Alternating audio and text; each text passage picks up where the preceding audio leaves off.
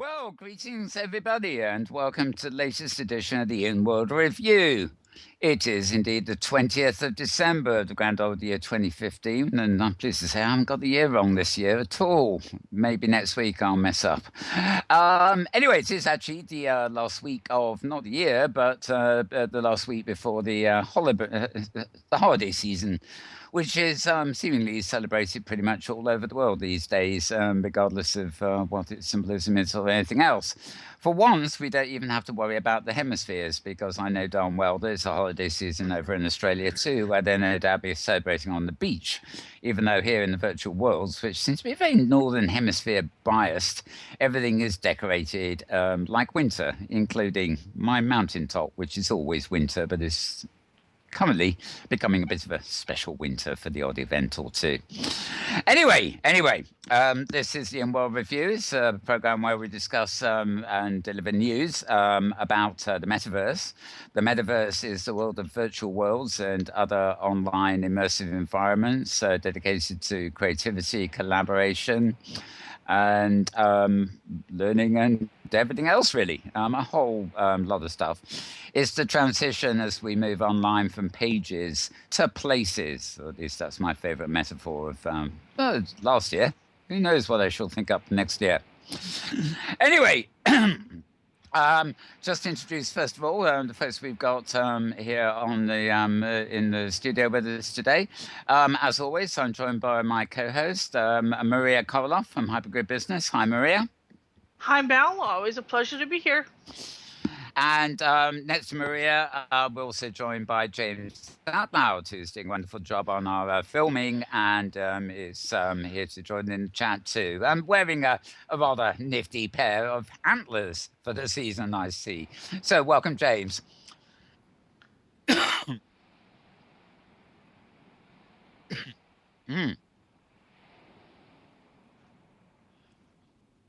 Yeah, they look good. They're making the scene on camera and everything look quite colourful and spectacular. And I decline to wear mine. They tend to upset my hairdo all the week. But I think I've got about 10 pairs of those in my inventory, because when I don't put them on, everybody thinks I haven't got them. So I get sent another pair. But maybe I'll go bold one day and dare to wear those. But yes, they brighten up the proceedings no end. Okay, so those of you watching on camera at the moment will notice that there's another personage lurking around to my left. Now, he's what we call AFK, away from keyboard at the moment. He's been here already, chatted with us, but he's just been called off to an urgent conversation. So he's sort of done this magical thing that you can do in virtual worlds, where he sort of stays put, but goes silent and actually trots off to another conversation on Skype. And he will be back with us when he's freed himself up from that. So it's great to be in two places at once, isn't it? That's what you can do when you're online. Yes, well, it's amazing. It is the future, even if it means we've got a silent avatar sitting here for the time being. So his name is Phelan Corrimal, otherwise known as Kevin Phelan, and I'll introduce him when he gets back online. We will know from our little background widgets when that actually happens. So I'm going to start, as I normally do, by reading out just some of the highlights you can find on my Twitter feed. My Twitter feed, by the way, is at twitter.com/Malburns, Malburns, or one word. And it contains metaverse-related links and things. I do have another one, which is twitter.com/Malburns, or one word, _writer, as in authoring. And that's the name of my Second Life avatar. And that feed actually contains a lot of glossy flipbook time magazines and machinima videos and things like that. Plus a little bit about arts and destinations in the grandiose old virtual world of Second Life, although Second Life, of course, is not part of the metaverse as such, as certainly not Hypergrid enabled, but a lot of us started there. So we pay our dues a little bit to Second Life as well. And I'm not actually reading from my Twitter feed at the moment because, but it is something I did want to mention. We may discuss it a bit later. Second Life announced an update to their platform this week. I'm not entirely sure whether it's all server-side or whether it's viewer-side code or a bit of both. But apparently, there's going to be a dramatic increase in the number of avatar attachment points. For example, I don't know whether there's maybe a dozen anchor points that make our faces move. Like you can see my OpenSim avatar moving on screen at the moment. But there's going to be a very substantial increase in the attachment points. So you will quite possibly see the sky. And something. I was just looking at myself on the screen, and suddenly I got a shot of the sky. Yes, exactly. Sometimes our camera goes vertical. A lovely skies we have here, eh? Right. Anyway, as I was saying, I forgot what I was saying. Oh, no. But yes, this actually does seem like a very serious upgrade to Second Life. A lot of people saying, oh, well, they thought Linden Labs were focused on high fidelity, and here they've gone and done a really major upgrade to Second Life, along with their changes of their media on the prim and stuff. This really represents a big step forward to realism in animation, and I don't know how attachment points work with mesh. These are all sort of techie things I don't know much about. But certainly I can see a lot more realistic facial animation, for example, happening in Second Life. So if you're having a conversation with somebody, you'll be able to express yourself quite a lot more compellingly animation style. Unlike high fidelity, it won't be done with your camera, but attachment points on the skeleton, as it were, will be a very good thing, I think. So I think that's important enough news for me to mention it now. And in a fortnight, when we're back in Second Life, for the first Sunday of the month, rather, we'll probably go into that particular feature a little bit further. So back to the Open Metaverse and the general news. Looking from where we more or less left off, I think, last week, augmented and virtual reality 1.0 preview, or should I say 2016 preview. This post came via Flippit, and offhand I can't remember exactly where it went, but it's one of these overall kind of articles you get at this time of year saying, oh, the year's over, let's have a look forward to next year. And they're sort of previewing what they think will be the main features, things coming next year. Actually, the first ones are usually the flashbacks to the year gone by, aren't they? But no, this is the previous 2016. Another post: in virtual reality headsets, investors are seeing a glimpse into the future. This was a business-orientated article on the number of investors coughing up a lot of money, venture capital and such like, to invest in virtual reality, particularly in the headsets that will empower it rather than anything else. Maria had a nice little article on 8 weird sci-fi tropes. You know, it's not the way you pronounce it, tropes, but anyway, I'll leave that to Maria. Right, roadtovr.com, a developer called N Dreams has raised $3 million more for VR development and publishing. So again, the money is flying. And another company called Pixvana have raised $6 million for cloud VR video platform. Again, that's opposed to roadtovr.com, though I think that's something Maria has covered as well, so we'll go to that. Plenty of links to Hyperica and Hypergood Business, so I'll pass them by for now. Again, a post via Flippit, getting real about virtual reality and hacking together a VR experience. A podcast from voicesofvr.com, number 263, was 4 days ago. It was about building the metaverse with a platform called Janus VR.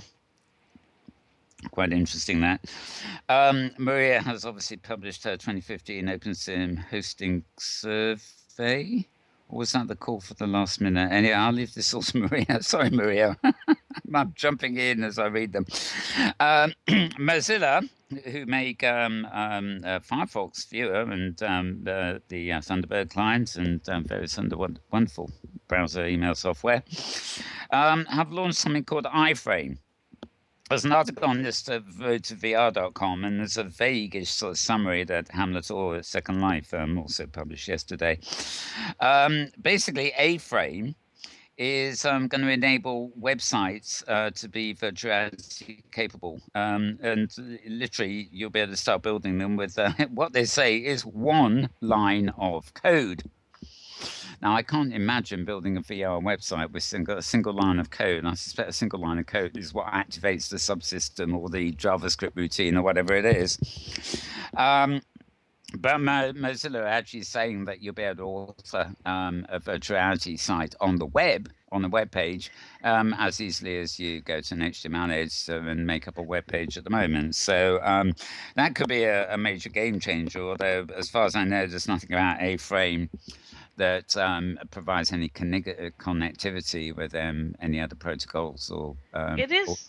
It Oh. is pretty. No, it is pretty cool. I checked out the source code for them, and what it is it is literally a line of code. It's the JavaScript libraries, and then in order to add virtual reality content to a site, it's the A-frame open and close tags. That's 2 lines, and then a line per object. It is really that easy. It's straight HTML, so anybody who knows HTML can do this. It's pretty cool. And then you can see the results in like a Chrome viewer or like Chrome browser. So I have Chrome on my Samsung phone, and I pull up the website in my browser, and I see it in 360 degrees. So I can swipe to look at different directions. And then my little cardboard button is right there. I hit the cardboard button, and now it's in 3D view. Nice. I bet that. Yeah. And can you interact with the objects and things like that? You said there's just one line of code for that. Well, no, you can just look at different directions. Right. Okay. If you want interactivity, you're going to have to actually do coding. So this is to put some simple 3D stuff on your website. So for example, the immediate application that I see of this is that you go into a world, you take pictures of your welcome region in different directions, you stitch it into a 360 degree panorama, and you put that on your homepage. As a preview, yeah. That is so cool. With your grid logo hanging in the air and a couple of avatars that you can look at in different directions. And I'm thinking of just real world artists, who put galleries on the web. I mean, they could ideally have a walkthrough gallery where they just construct it very simply, and all you do is walk through it. Yeah, I was thinking of builders. Putting an image on there is really easy. You just it's one line to upload an image, and you can put squares and stuff really easily. And any 3D mesh object you have, you just put it in there. So if you have a 3D mesh model of your avatar sitting around, you can put it up there. So if you wanted like a 360 degree panorama picture, your grid's logo, and a mesh avatar, that would be 3 lines of code. Oh boy. Yes. I can see why people are excited about this. It sounds like a very simple version of the old and better version of the old VRML from way back when. Yeah. I agree. If it's all coded that way. Well, this is based on WebGL, which grew out of that. So they've put everything into the libraries. So for the end user, it's for a very, very low level end user who just knows HTML, it becomes possible to use.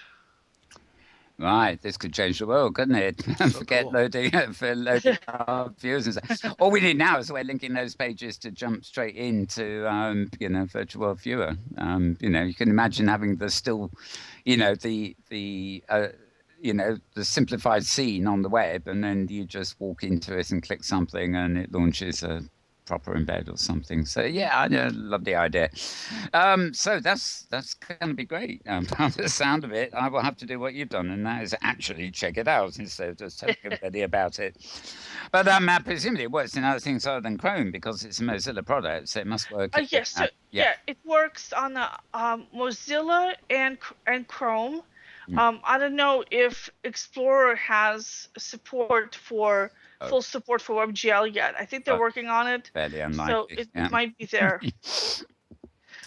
Yeah, they're unlikely. It's probably in Safari. I don't know. It might well be in the new Windows 10 Edge browser, which I must admit is quite nice and fast and furious, but it doesn't have any plugins, which makes it almost useless at the same time. Okay, let's continue up here. You've done quite a few posts this week, so I'll remind you of them if you don't get to them later. In fact, actually, that is the last post I have. That is independent of the ones you posted at Hypergrid Business. So I think the best thing is I'll just hand over to you now, and you can bring us all the latest from Hypergrid Business, and I'll go down to the bottom of my list to prompt you as we go. Yes, I had a busy week this week, and a lot of stuff happening. And you've got a new toy. I got several toys. It finally arrived. What was it? Yeah, and I'll give one big one. Yes, yeah. I'm going to say that to last. Okay. So you mentioned the sci-fi tropes. So I've been reading a bunch of science fiction, recent science fiction, not necessarily old things, but books that just came out in the last couple of years, and just some of the things that were annoying me. So I understand that writers can't get too far ahead of present time because science fiction is an allegory on our present, right? So, I mean, there's some really great speculative science fiction out there, and this isn't the kind that I'm talking about. I'm talking about the Star Wars kind of science fiction, right, where it's very much us, but in a different setting. It's like a space western. Yeah. And but certain things just jumped out at me as being really, really weird. Like for that all interstellar colonists have to start out as farmers. Why? We're not farmers here at home. Nobody wants to be 1% of us are farmers. Why in the future, when we have the technology to go to a brand new planet, the first thing we do is we start farming. It's got to be the contrast. Yeah. It's also a plot, NASA are planning to make everybody go on a farming course before they can be trained as an astronaut. Sorry. See, having a wide variety of skills, yeah, and being functional in many areas as being useful when you have a very small population on the planet. Yeah. But these are the kinds of things where it's a large population and everyone's a farmer. Okay, so you have the technology to ship people over there, but not tractors. Yes. Oh, for God's sake! So things like, or like, over time, our civilization has pretty much been moving in one direction in favor of more rule of law and better government. Now, obviously, it's 2 steps forward, 1 step back. We're always sliding backwards here and there. Some countries, Republicans more than others, but overall, we have a kind of positive tendency in our civilization. And when bad things happen, they're usually widely recognized as bad things. Mm. So when Alexander the Great conquered all those countries, he got to be called the Great.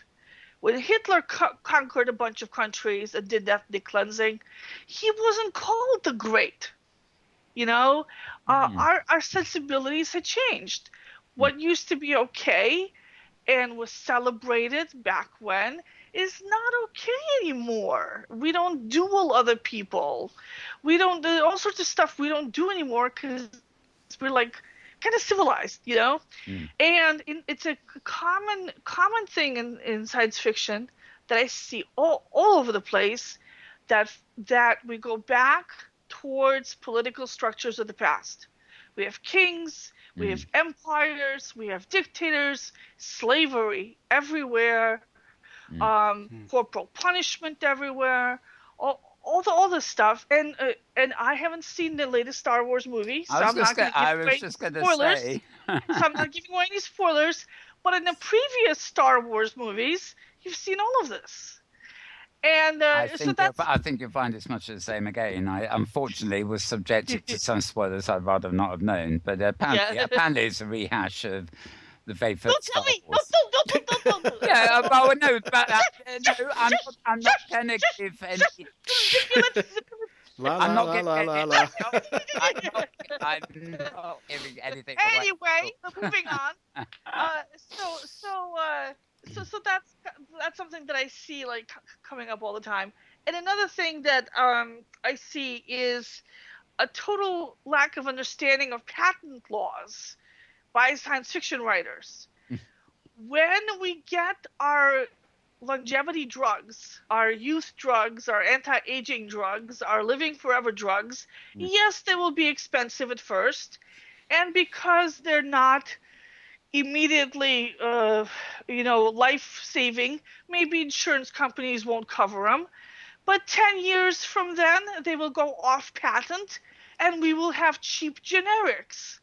There is no reason for us to have a permanent two-class society where the rich get these drugs and the poor don't, because we have a patent system in place that exists specifically not to do that. The worst that'll happen is that the poor people get all those drugs 10 years later than the rich people. I know, it's a bit like hand-me-down technology, isn't it? The thing I love about some cyberpunks and Ian Gibson stuff was, the idea that everybody had this technology. It's just they had it in different states depending how far hand-me-down they got, And I love that sort of, thing.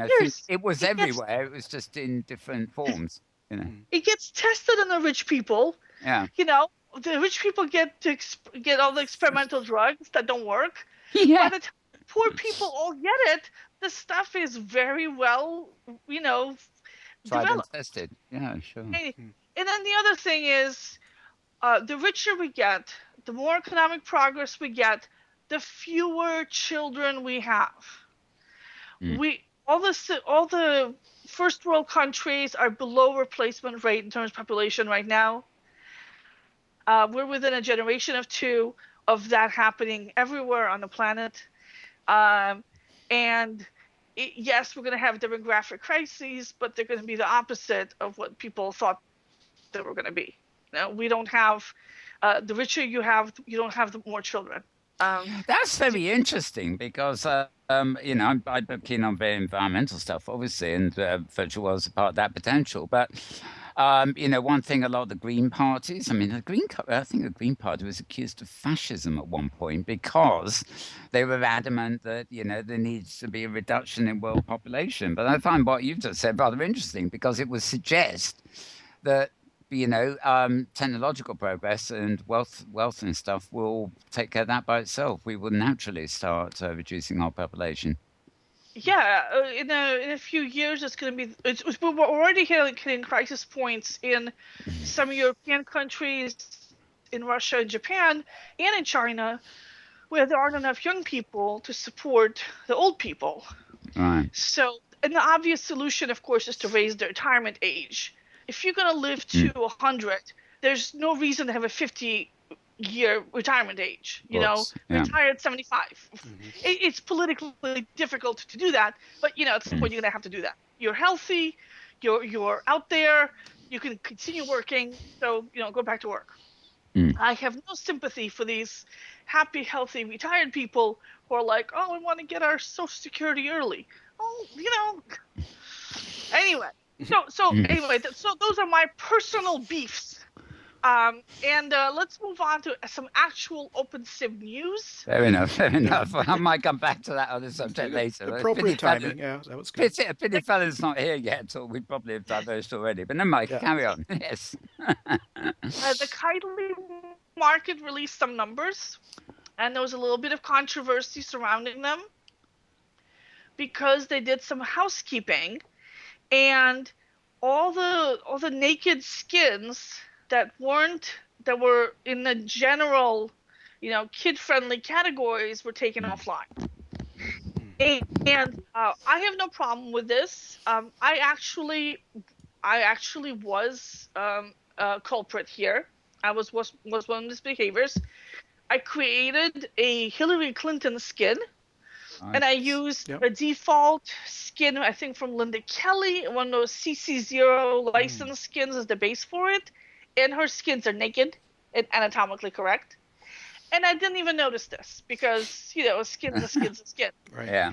And I got a little note from Kitely saying, you've got a naked skin in the general category. Either put some underwear on her or move her to the adult category. So I did both. It took me a second to move that skin to the adult category. And then it took me a couple of minutes to figure out how to draw underwear on the skin. And they actually give you a template for doing it and make it really easy. I went into GIMP and I slapped underwear on and I re-uploaded a general safe skin, which totally makes sense if you're using the skin for school or for work. Yeah. You don't want to accidentally wind up naked, when you're changing outfits or something like that. And you don't want kids to figure out that they can take off clothes and become naked, because there goes the lesson for that day. Yeah. And there goes your Although I've always said that back in Second Life, it was the teen grid, the kids grid, that came up with the way of making underwear that made them look like they didn't have any underwear, if you see what I mean. But never mind. Carry on. Yes. They're always like, yes, put underwear on top of it that has the dirty parts painted in. Yes. Kids will be kids. Yeah, but if you're a teacher looking for stuff, you want to be able to, or if you're a company doing a corporate kind of thing, you don't want sexual harassment suits. You want to have work safe avatars. You want to have school safe avatars. Sure. I don't see what the problem is. They're not getting rid of naked skins. They're moving them into the adult category so that people know where to find them and where not to find them. So apparently there's one person out there who was upset about this and made some comments, and everyone else was like, what's wrong with this? And then somebody else was like, well, in Europe, we all go swimming naked, which I guess they do. I don't know. I've been to Europe. I didn't see a lot of naked. Yeah, well, I have to agree. I mean, if you go to in France or even Sweden, the whole... but do they go to school naked? Do they go to school naked in Europe? No, they don't. But getting undressed and changing and in front of the opposite sex and things is not the big issue it would be in somewhere like America. In class? Even in class? No, they're not going to get the kid off in class. But if they go to change from class to the gym or something, I mean.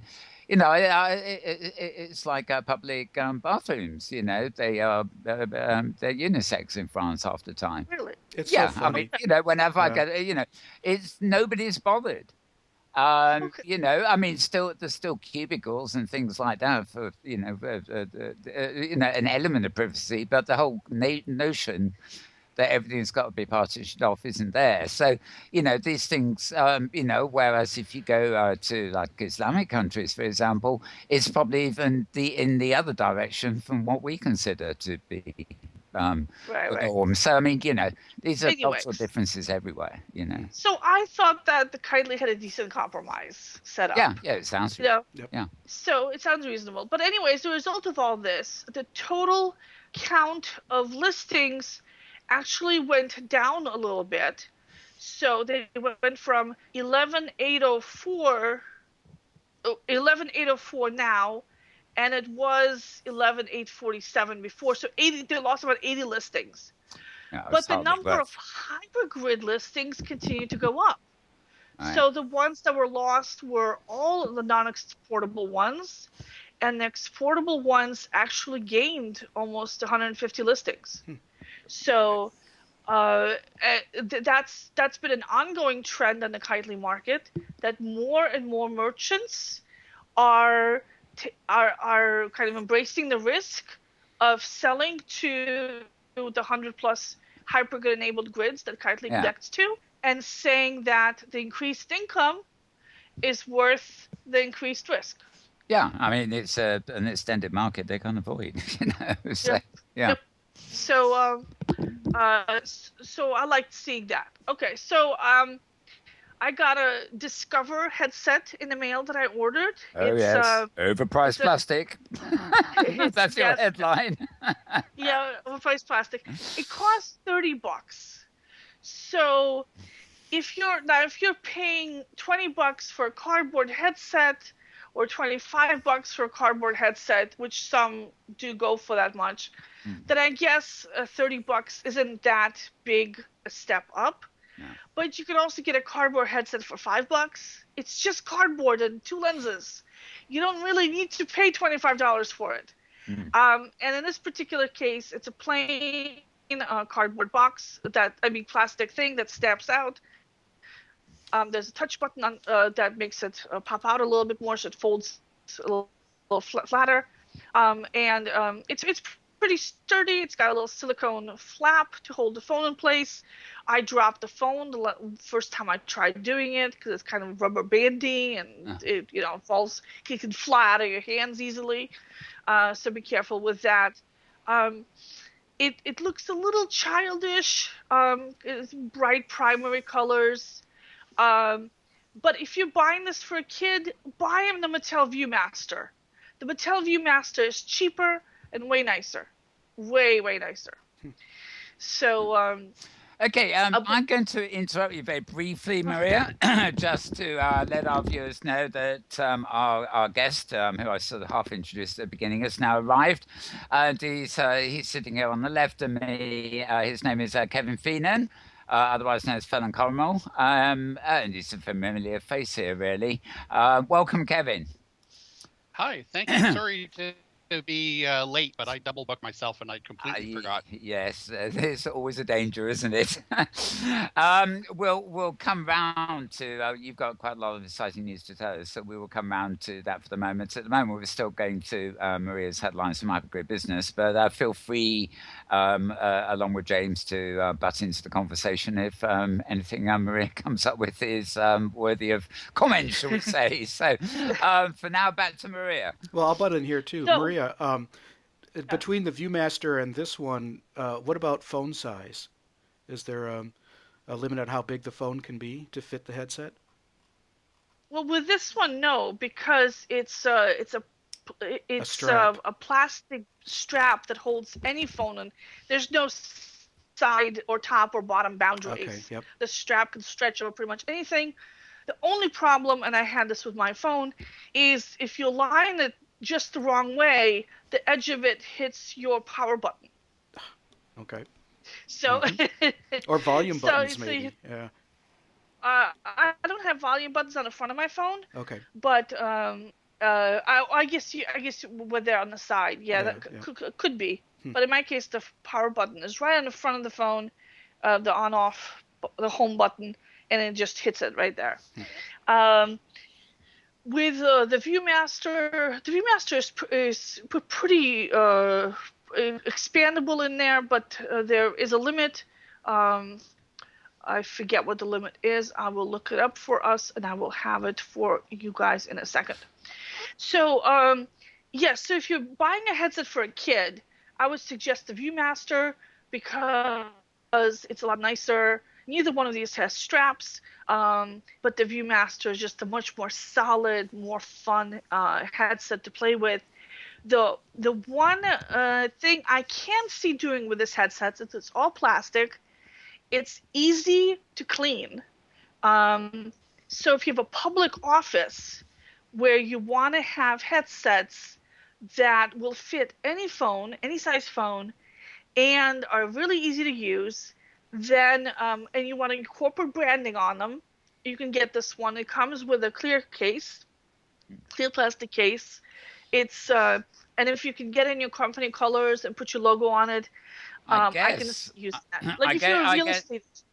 Yeah, I guess that actually does make sense from a hygiene point of view. If it's in a place where it's going to be used by a lot of different people and things. Exactly. Exactly. Yeah. Because it's just plastic. You can wipe it off with a Lysol. Yeah. With napkin and you're all set. Ever try washing a cardboard? It doesn't quite happen. Yeah. Maria, is it Google Cardboard 2? I mean, does it have a capacitive touch for the screen? Yes, it has a capacitive touch button, as does the Viewmaster. Okay. So,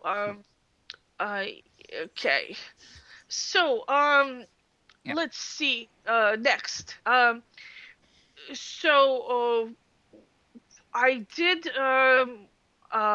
the monthly grid report, and Kitely and the Canadian grid hit two major milestones. Kitely hit the 10,000 region mark, and the Great Canadian Grid hit the 1,000 region mark, and they both passed it. So that took OpenSim to a new record high of over 71,000 regions, even though Metropolis cleaned 1,400 regions off of its map. Part of the regular housekeeping effort. It also passed the milestone over 10,000 registrations. It now has more than 12,000 registered users on the Metropolis grid. I'll butt in there, by the way. On Friday and Saturday, yesterday, the Great Canadian Grid here has actually been having holiday celebrations, non-stop DJs and musicians over 2 days. I was at the opening. I wasn't at much the rest of it, unfortunately, but very good it was indeed. But they were astonished because the people logging in for this event and hypergridding in for this event was very high. And in fact, just amongst Great Canadian Grid users, they had their highest online count during those celebrations. I think it was about 150 or something. I don't think they were all packed into one sim at once, but they were certainly they were maxing out, I think is the expression.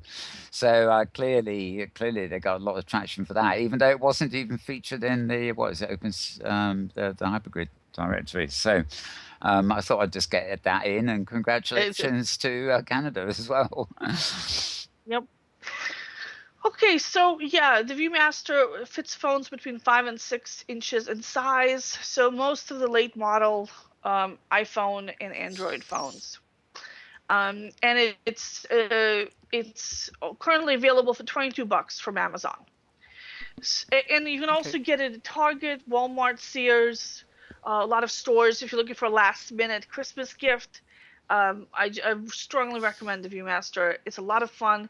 I took it to a get-together, local fundraiser event with about 100 people there, and everyone tried it out, and people just loved it. And it's mostly adults. It was a lot of fun.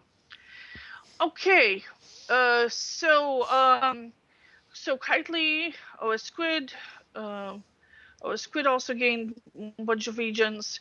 I published the results of my dark metaverse estimates, which I think I'm going to be rebranding to the hidden metaverse because of an online campaign trying to get me to change its name, because dark metaverse sounds really creepy. It does. It does a bit. It's got a ring to it. But It's like pulls you in. You're like, ooh, dark metaverse. All sorts of nasty stuff is happening there. And then you look it up. The discrete you find out what it is. You find out what it is. It is school grids and behind the firewall company grids. There's nothing creepy at all. Nothing dark about it either. I know that OpenSim has not gone to the dark side, folks. Yeah. It's very, the discrete metaverse. It's probably the right a bit of a what would you call it when you have a provocative headline? Yeah. But then you read the story as something really, really boring. Yeah. Sensationalism. So yeah. New World Next. Yeah. Sorry. Yeah. So I might have to do that. But it's so the way I get these numbers, I talk to hosting companies and I ask them what percentage of their customers run the OpenSim in private mode and what percent of them are on the public grids. They would take that estimate and use that to project the size of the dark one. Now that obviously it's a very rough estimate because it assumes that the same percentage of people who run OpenSim without hosting companies at home fall into the same kind of percentages. And that's probably not true. Probably more people who run OpenSim themselves run it in private mode. So if anything, this is an underestimate of the size of this hidden metaverse. I know Moses, for example, is a huge grid, and they package up their versions of OpenSim and they distribute it to a whole bunch of other government agencies who are also using it, and they're all running it behind the firewall because they have to for security purposes. So those are huge deployments. There's a whole bunch of schools in Europe and in the United States running it behind the firewall, also huge deployments. So this, if anything, this is an underestimate, and it's of 355,000 standard regions. So it's about the size of, I believe, Connecticut. So pretty big. Very good. Yeah. All right. So a big surprise, Inworld is still the most popular grid by traffic. The one thing that was interesting is that the PNA grid, they listed more than 1,000 active users last month, and I've been trying to get through to them because I have contact information for them, and I haven't answered any of my emails. And so this month they reported just 6 active users.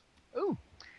And this grid has had, other than their users screen, I've heard in a couple of announcements that they've sent to me, I have heard nothing from them about activity. So, how do you go events from the thousands down to 6? I don't. That's a bit of a wow. Well, well, we can't comment, presumably. There's several possibilities. One is that they had some kind of a big internal event for some big group or other, and that this event is over. Another possibility is that there was an error in their reporting, which happens. Maybe a programming or database error of some kind. Let's say that. Like, oops, there were a couple of zeros on that one we didn't mean to put there. Exactly. Now, we've all done that. We've all typed in a couple of extra zeros that we didn't mean to, or put a comma in somewhere we didn't mean to put a comma. So we've all been there. Usually, it's rarely 1,000 users in our favor, but it could happen. I'm not like dismissing them. And they've also changed their name again. There used to be the Sunlight Grid, then they changed it to PNA Grid. Now they've changed it to Shadow of Your Mind. Oh, well, at least it's an unusual name instead of all the cliches. Yes. I do like the fact that they don't have the word virtual in yes, the grid. I knew you'd like that. Yeah. Yeah. And then the other thing is that they were barely a blip on my grid survey this year. Yeah. And now usually when a grid has a lot of active users, they do show up on a survey somehow. Even if they're not people's primary grid, they will be a visited grid maybe, and they weren't. So that was concerning for me, which is why I kept after them trying to figure out what was going on. And that could be one of the reasons why the numbers changed, is because people were paying attention to them, and they're like, oh, better fix this. Okay, let's moving on. Another headset that came was the Powis headset. It's another one of these $30 ones that are just a step up from plain cardboard. This one though is still made of cardboard. It's just a slightly different shape. It's still got the button on top. It's got a Velcro flap instead of a rubber band. And the thing that they're known for, the company that makes this is, I believe, is Powis Custom, is that they do custom cases. And so this would be, if you're giving away viewers for your company, and you're giving away branded viewers, then these guys have a good system set up for putting corporate branding on the viewers, and it looks a little bit nicer than a cardboard box while still being within that basic price range.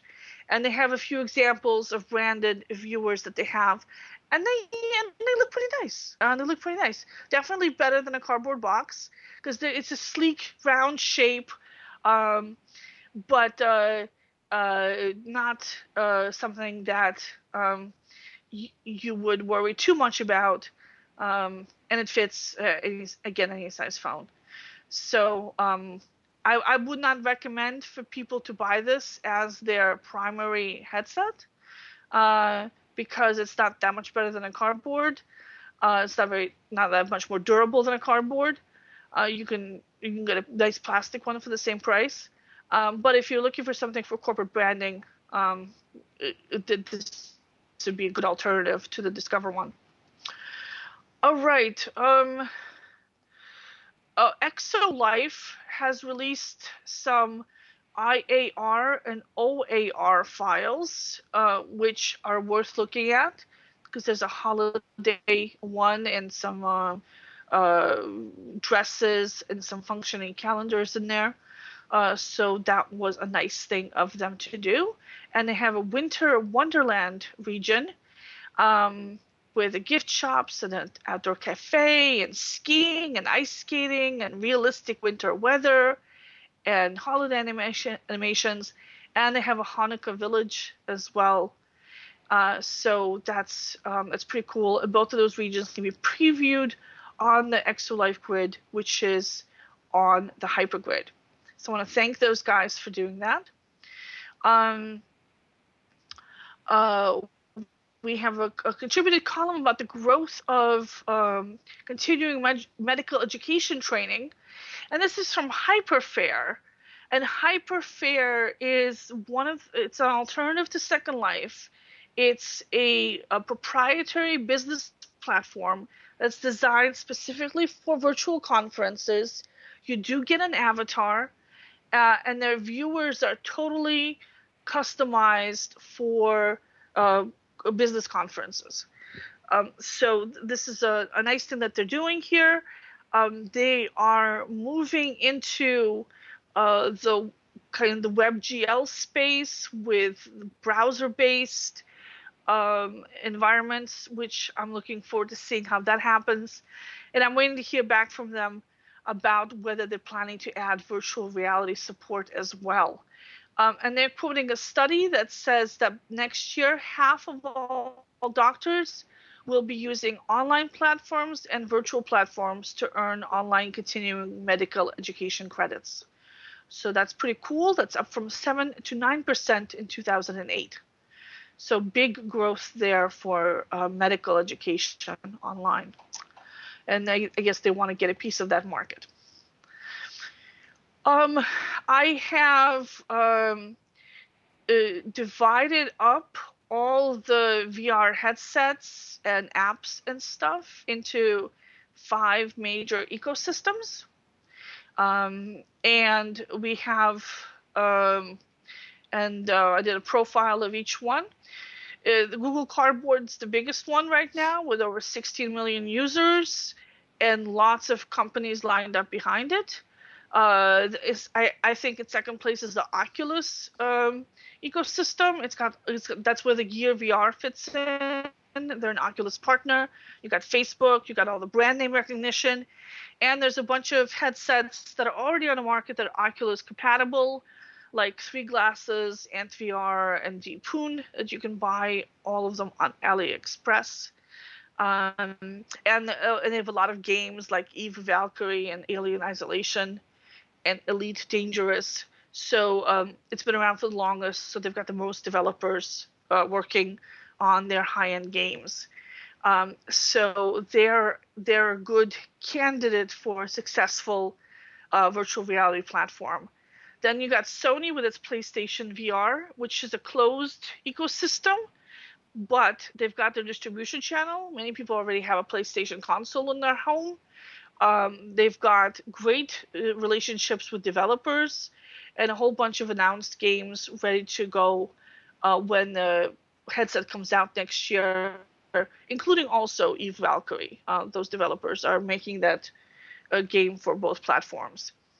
So I think they've got a good chance to be a permanent, or more or less, it's like semi-permanent fixture, just as they are with the PlayStation, because they've got the distribution channel, they've got the brand name reputation, they've got the development studios, and they've got already an install base of customers for whom it'll be easier to add on the VR headset because they already have the console.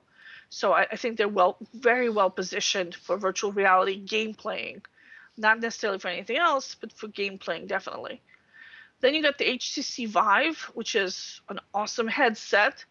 It's also the most expensive headset, and even though it's got Valve and Steam VR, which will help distribution challenges,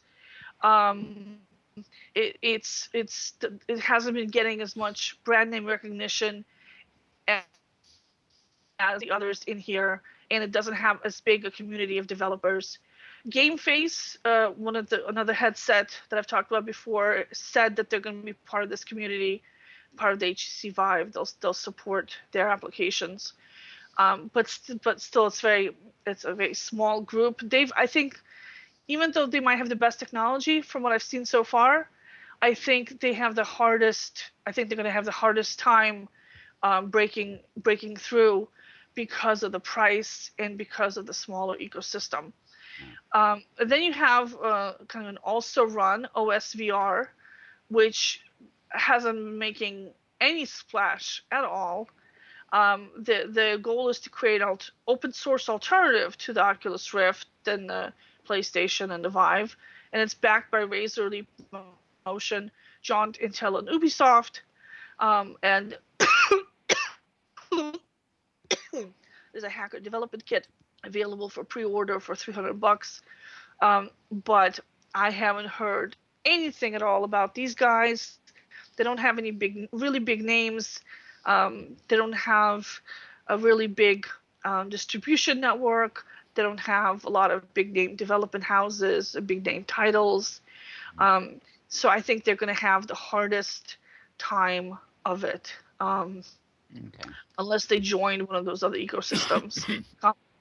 An appendage to, say, the Oculus, or an appendage to the Vive. And it's so hardware? If you're looking at, it's hardware as well as a platform? So I'm looking at the ecosystem. Like when you're deciding between like the iPhone and the Android and the Windows Phone, you look at the hardware of the phone itself, but you also look at how many apps you got. And you look to see whether do your friends have it. Can you play with their phone to see what it's like? Do you recognize the brand name? So those are the things I looked at here. Do you recognize the brand name? How many people already have this? How many developers are making apps for it? So right now, ironically, the cardboard one, which is the worst technology, is in the lead because it's so easy to make games for it, and there's just so much content coming out for it. And it's out there. It's out there. It reminds me of the old game thing, isn't it? When back when CD-ROMs and things were being made, everything ran under Windows and tended to be successful. And then it's one area where the games came to the Macintosh a bit later. And, Myst, for example, was the first on the Mac. Not the first game, but it was produced first for the Mac. And, that sort of took off. But, it was because Windows, the platform, ended up being the leading delivery for all those things. So, you always see sort of second runners with the Macintosh and things. And now, of course, with VR, there are just so many competing things coming along. I think it's going to be the same kind of race. Somebody's going to be first out there with something that's a manageable price and has a lot of apps or whatever they're going to be called to go on it. And we just can't tell at this point where the winners and losers are there. But there's going to be a lot of losers because there's just too many players, if you see what I mean. Well, I think if you look at the desktop space, we have the Apple and the Windows, two major ecosystems. Everyone's on Apple. Everyone's on Windows. Those who aren't on Windows are on Apple, specialized graphics people, etc. And then there's a tiny group of Linux aficionados who really want an open source desktop. But you also have all the consoles, all the proprietary consoles, which are totally separate. The PlayStation, the Xbox, and the third one was the Wii.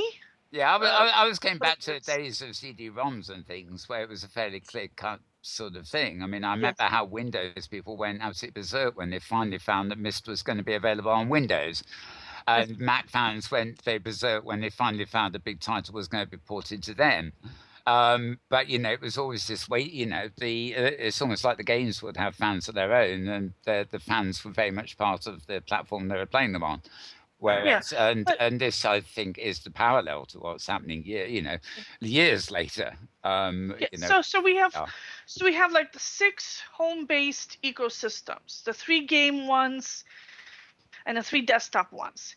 So for VR, I think it's going to be extremely likely to have 2 or 3 gaming platforms that are equally successful, or one of them is always edging out another one, depending on where they are in their latest release cycle. So like we have today with the consoles. And I think that it's very likely that we'd have one major standard general purpose business and social platform. And that could well be not Gear VR, could well be Google Cardboard, because it is so lowest common denominator. So, but speaking of Gear VR, so we talked about A-Frame already. So Gear VR is my last thing for this week, and it finally came. It's right. You have the new toy, the big new toy. I've had it. You guys know this. I've had it on back order for like a month. It is sold out everywhere. You have to keep checking the sites to try to get one. You might be able to get one before Christmas if you pay for the next day shipping. Amazon, Best Buy, the Samsung official site, Newegg, any of the online computer places. Just keep trying them if you want to get this. It's $99. If you have a Samsung phone and you're into virtual reality, it's worth getting this. It only works with Samsung phones. It has extra sensors in it. It has a trackpad on the side, a back button, a built-in volume button. The lenses are adjustable, and it has a little camera thing. It knows when you're wearing it and when you take it off. So not only does it know when a phone is in the device, it also knows when you have it on your head, so it's not wasting power. It has it's unique among all the mobile headsets in that it has an actual user interface. When you put in the phone and you hold it to your face, it switches into virtual reality mode where you're in a big living room and you can pick between your apps and you can launch things. The Netflix app is really, really good. They just released a web browser app, which is pretty good. You can use it to watch YouTube videos. They don't have a native YouTube app, but you can get YouTube through the browser. The regular YouTube videos play really well on a giant movie screen, but the 360 and virtual reality videos are not always working in the Gear VR. I'm sure they'll fix this because this app just came out. Hulu was supposed to be out for Gear VR in late November. It's still not out, but expect it out soon. I mean, they've promised us we'll have it. Otherwise, the selection of apps is awful. They have a few dozen apps. They have exactly 22 free games. I counted it up. So it sounds like Windows 10, 1,000 apps in the App Store and 2 that work. Yeah. The ones that they do have are pretty cool. It is a very nice wide field of view, very lightweight headset. They have an Ocean Rift app that has a free version and a $10 version. Unless you really want to spend the $10, the free version has most of the best stuff in it. They have, for example, a shark cage setting in the Ocean Rift app where you're underwater, you're blowing bubbles, you're in one of those metal cages, and there's fish swimming around you, and occasionally a shark takes a run at you and kind of gnaws on the cage. I don't think I won there. Super realistic. There is even more so. There is a slight screen door effect because you can see the pixels, and that's the fault of the phone screen. As the phones get better, that'll go away. But I put this on my housemate, and she was screaming. All the sharks were coming at her, and she was screaming. I, of course, did not scream when I put this on because I know it's not real. But then I pushed the button that made the cage disappear, and the shark came at me and ate me, and then I screamed like a little baby.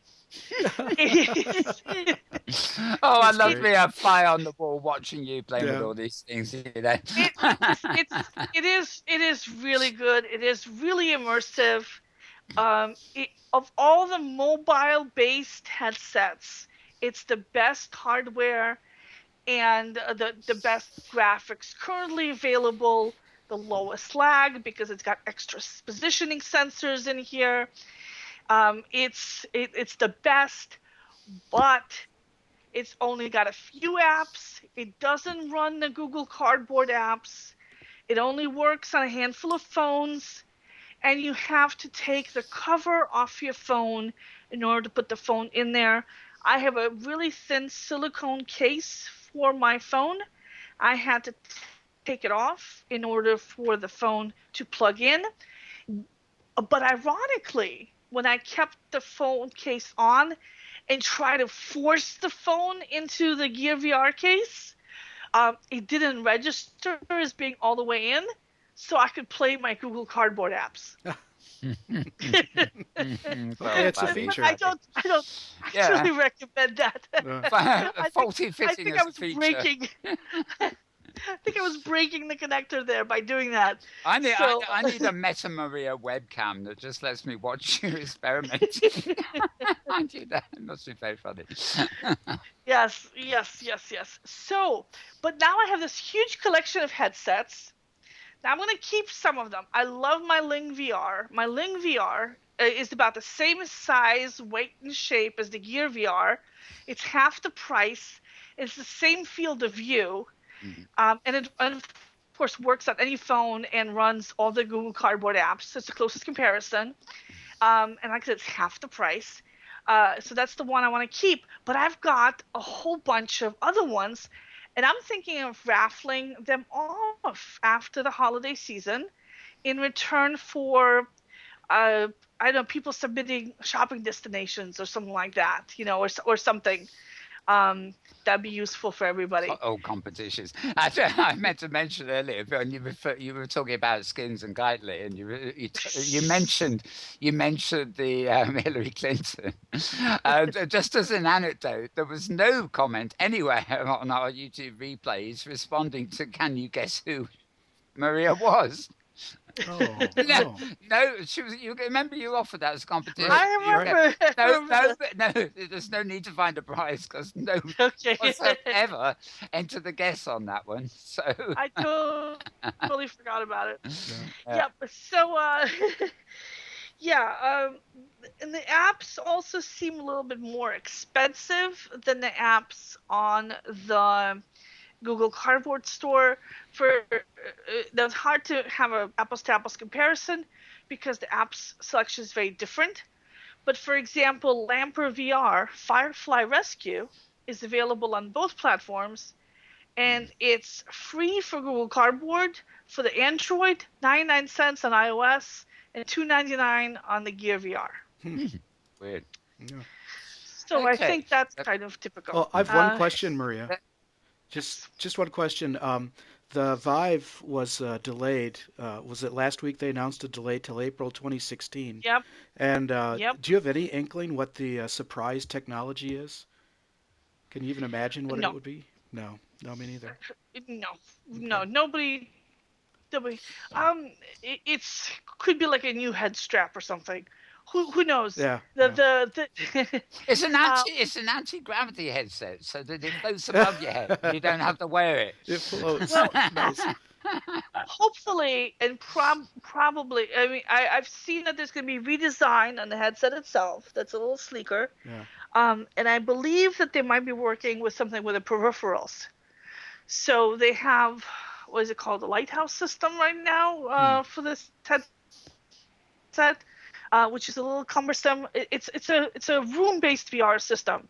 So if you have an empty room, you can put these sensors up under the ceiling in the corners, and it tracks where you are. So they might have an improvement of some kind for that, or an improvement for the handheld controllers, which are also pretty cool and responsive. They've gone through a couple of design iterations already. I know for the Oculus as well, there's been some work on their side on the handheld controllers. But I also heard from a developer who's working for both platforms that the consumer version of the Oculus Rift is going to be even better than the version of the HTC Vive that I tried out. Oh. In which case, it is going to be awesome. So, wow. Okay. So much. On the one hand, I don't want to spend the money. On the other hand, I'll probably spend the money and get it. Yeah. And but luckily for me, I get to write it off as a business expense. True. So fair enough. Well, I think it's about time we moved on to matters of what's in these platforms, or rather, what's in the virtual world platforms, as opposed to all the hardware we're going to be maybe or maybe not using to access them. So, if it's okay with Maria, I think you've finished everything there, haven't you? I've got one thing. Checking your list. Oh, yes, I have one thing coming up this week that I will mention as we're going offline. Fair enough. So yes, a surprise install from Maria later, sort of. Okay, well, if we haven't put him to sleep again, or if he hasn't had to run off anywhere again, I think it's time to welcome Kevin again. Are you there, Kevin? I might be. Oh, so I didn't have to nudge you too hard there. Good job of not Second Life. I could have got the bear to nudge you instead, but never mind. Okay, well. For folks out there who don't know Kevin, you probably should do. He's been on enough of our shows. Phelan is behind the online university, Rockcliffe University, which is principally in Second Life, but has its threads all over the place. He is also behind, and for many years, it was founded by Fleet 2 many years ago, but Kevin has been running for many, many years the Virtual World's Best Practices in Education Conference. The next year's one coming up in March. It's one of these conferences is near the beginning of the year, which is great, separated from some of the others. However, a lot has been going on. And I'm going to leave it to Kevin to actually tell us. What I can tell you is that the library facility they were building on the Avacon grid here, which is on the hypergrid, of course, is now complete. The building, at least. I think the content is still coming. The keynote speaker, as Kevin would tell you, has been announced for the conference. Corporate proposals is out for other people interested in the conference. And I think there's something else besides, and I've gone and forgotten what it is. So I'm going to just hand over to Kevin to sort of give us a catch-up on what's going on, maybe starting with the huge library that's it's a whole region on Avacon, isn't it? Well, it's actually 4 regions on Avacon. It is 4. Right. Okay. God, yeah. Well, here's the thing. I mean, Mel Krupinski, her actual name is Melanie Putnam, but she's been our librarian in Second Life for like forever. Right. And she's been the one responsible for putting all the content into the library in Second Life. Well, we're running out of perm room because she keeps adding more and more stuff there. And a lot of other universities and other places that are interested in how to set up a library, we're apparently one of their resources that they go to in order to say, okay, well, how do we set this up properly? So she's done a really good job. She's gotten a fair number of accolades for the work that she's done with Inside Second Life. However, we're running into a couple of problems. One is that we just simply don't have the prim room to allow the library to expand. Another one is that she's put all this work into the library in Second Life, but it's impossible for us to get any of that information out of Second Life so that we could bring it into OpenSim or into Unity or into any other type of platform. By the way, Kevin, there's a couple of messages. Your lips aren't moving. I believe there might be an Inworld button you need to press. That's because I'm a good ventriloquist. I thought it was. Let's try that. There we go. There we go. Yes. There we go. All right. It just looks a lot better when that strange avatar thing is talking. Sorry, continue. I'm sorry to Phelan Dunham. There we go. That's my new nickname.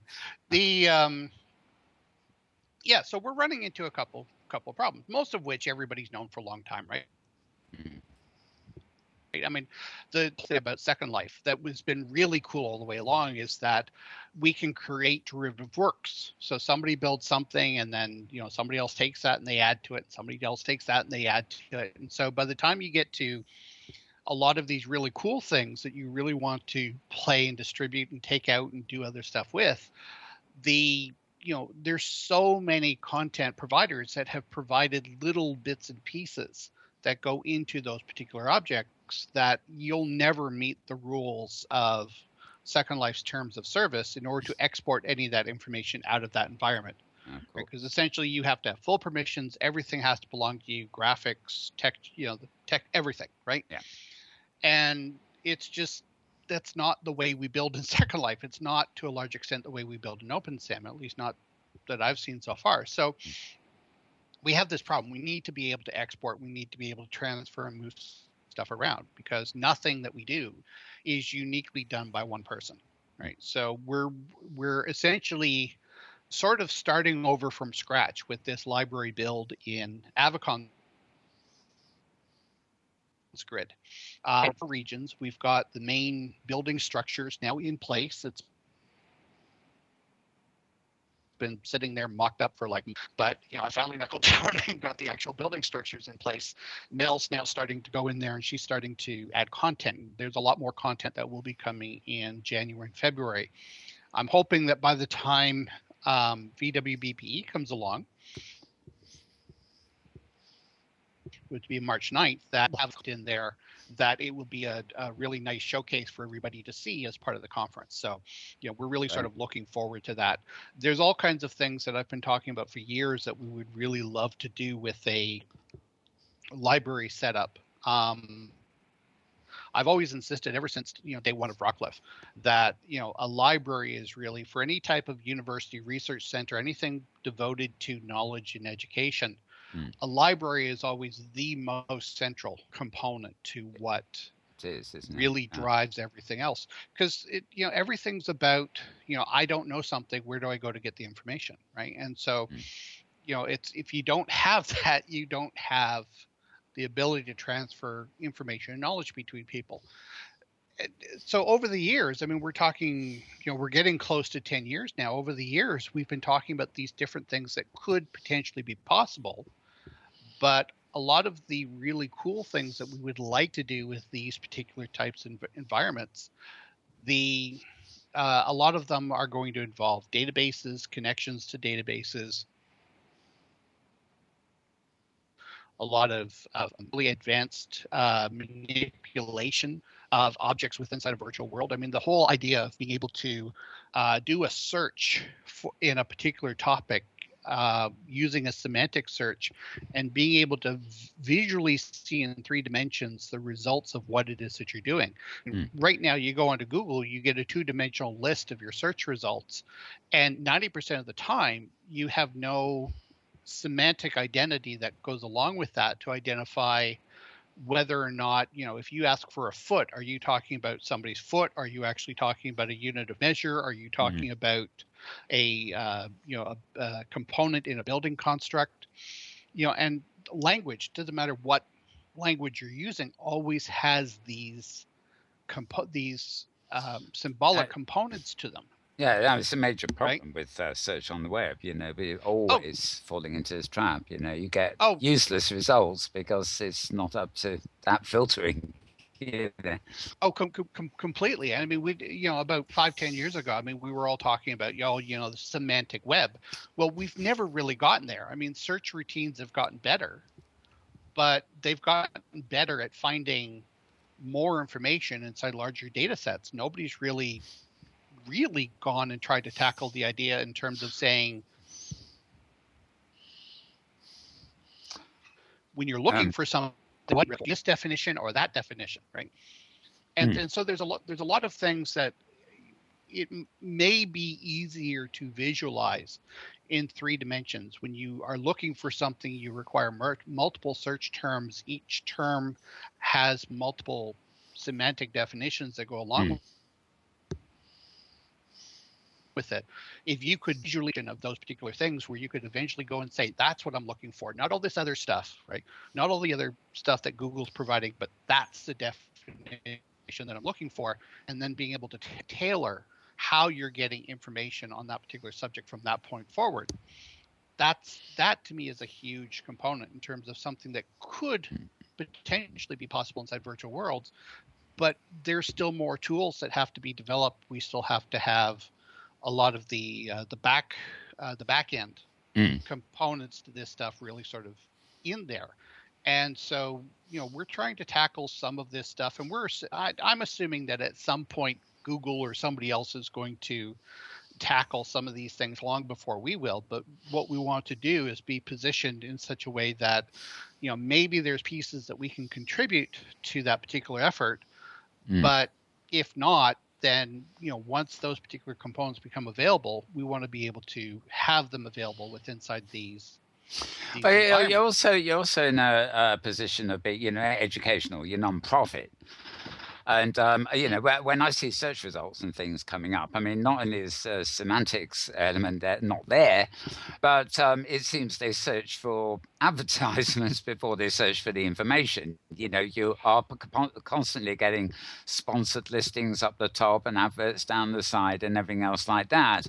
And, I actually find searching on Google or what's the Bingy thingy, it's an obstacle now. I mean, if I can find any other way of getting to something other than going through a recognized search engine, I will, because every search engine is just feeding me ads after time and duplicates and all sorts of things. So I think search is getting worse. But at least any back end you're using, I mean, it's academic orientated, isn't it? It's going to be free of commercial sort of stuff. So maybe, if I get 3D search results coming up in front of me, hopefully those will be 3D adverts popping up in my face. You have an advantage there because you're working on, an absolute function that's unspoiled by, commercial requirements. Well, I mean, within reason, because I mean, nothing is truly free. I mean, as we do these things, somebody eventually has to pay for the infrastructure, the bandwidth, the disk drives, of course. People that are supporting all of that stuff. I mean, Wikipedia, which is probably one of the biggest, I'm going to butcher this word, I can't even pronounce it now. Philanthropic, whatever. That thing. Yeah, sure. Right. So, I mean, this is it's a general accessibility of knowledge on the planet, right? Even they, right, is while they're trying to be commercial free to as much as possible, right? And they've been doing a fairly decent job of it. They are still running through close to $40 million a year in order to provide that particular service. That's over and above the fact that they, 1,000 volunteer, like almost full-time editors, working on that thing all the time and everything else that goes on around it. I mean, these types of projects are not cheap, and eventually somebody has to foot that particular bill. So, there's always this balance between, okay, how can we make something like this happen, which is in fact a public good in terms of where we want to take this, and then how nobody's, giving up their 401k in order to make it happen type of thing. So that's always the challenge, right? Because I guess to a large extent, I mean, we're still struggling to figure this out ourselves. Where do I want to go with that particular statement? Let's move on a bit. You were telling me in Skype, you've it's a library. I suspect they're combined. You've got, is it a new content delivery system or something you're putting in place? I know it relates to video archives and things too. Presumably, the library is going to be about, all sorts of archives, not just literature and databases, and but videos and everything. Yeah. Yeah. Yeah, so one of the things that we're actually just, I'm getting a couple of people to help get this thing set up as well. But this is something else that Rockcliffe is going to have available, hopefully in time for the conference. Is that for the last 6 months or so, I've been looking around at various different hosting providers, trying to figure out, okay, who's really got a decent content delivery network system that is reasonably priced, and then all of a sudden I discovered, Corrimal actually has one. So we've decided that we're just, everything else we have is over there. So, we're going to tap into that as well. But I mean, it's what we're going to be doing is I've got urockcliffe.tv, which is we've been sitting on that URL for like 5 years now. But I'm actually going to put the software in place probably in the next 2 weeks. And then we're going to start to configure that over the month of January, and then we're going to start to add a lot of the archives and the content information to that particular setup, so that that's now going to be part of the services that are available through Rockcliffe. So we've got, because right now we've got stuff on Treat TV, we've got stuff on Vimeo, we've got stuff on YouTube. You've got a whole pile of the archives. There's some really good video. And some discussions and other things, which people have gone back to and said, something, that conversation is still relevant. Where is it? And we've gone back and we've said, oh, well, that company went out of business. And all the video archives went with them. Nobody's got any copies of that stuff. So, again, it's another one of these back and forth things, right? I mean, we create videos and machinimas of certain things that sometimes have a limited lifespan, and then those things that you want to keep for a long period of time because they have I've always considered a much longer. Yeah, be it this show or anything else we film, as the Metalworld brand, so to speak. I've always considered it an archiving process. It's I know, even if in the space of a week, we get more traction through the week following this show than anybody is watching this now live, for example. It used to be a bit the other way around, but the growth is in video on demand and things. And, there was actually a company in Second Life whose their name was something like Virtual Reality Archiving Incorporated or something. And they were, like us, a video company, but they were totally focused on, filming sims that may no longer be around, or, really archiving, as best they could. Things for posterity. A virtual build on the internet somewhere may not be around, let alone in Second Life in a few years, let alone 100 years. So the idea is, but you can capture it on film and keep those archives somewhere, and you lose the interactivity, but at least you get a feeling of what it is. So, and I, as you, a big fan of, conversations, as you say, many of them are enduring. I've interviewed people over the years, or had guests on, that people can go back to and listen to that conversation, and it may be 3 years old, but it doesn't feel dated. It's still relevant. So this is, the archiving and posterity thing, I think, is what it's all about.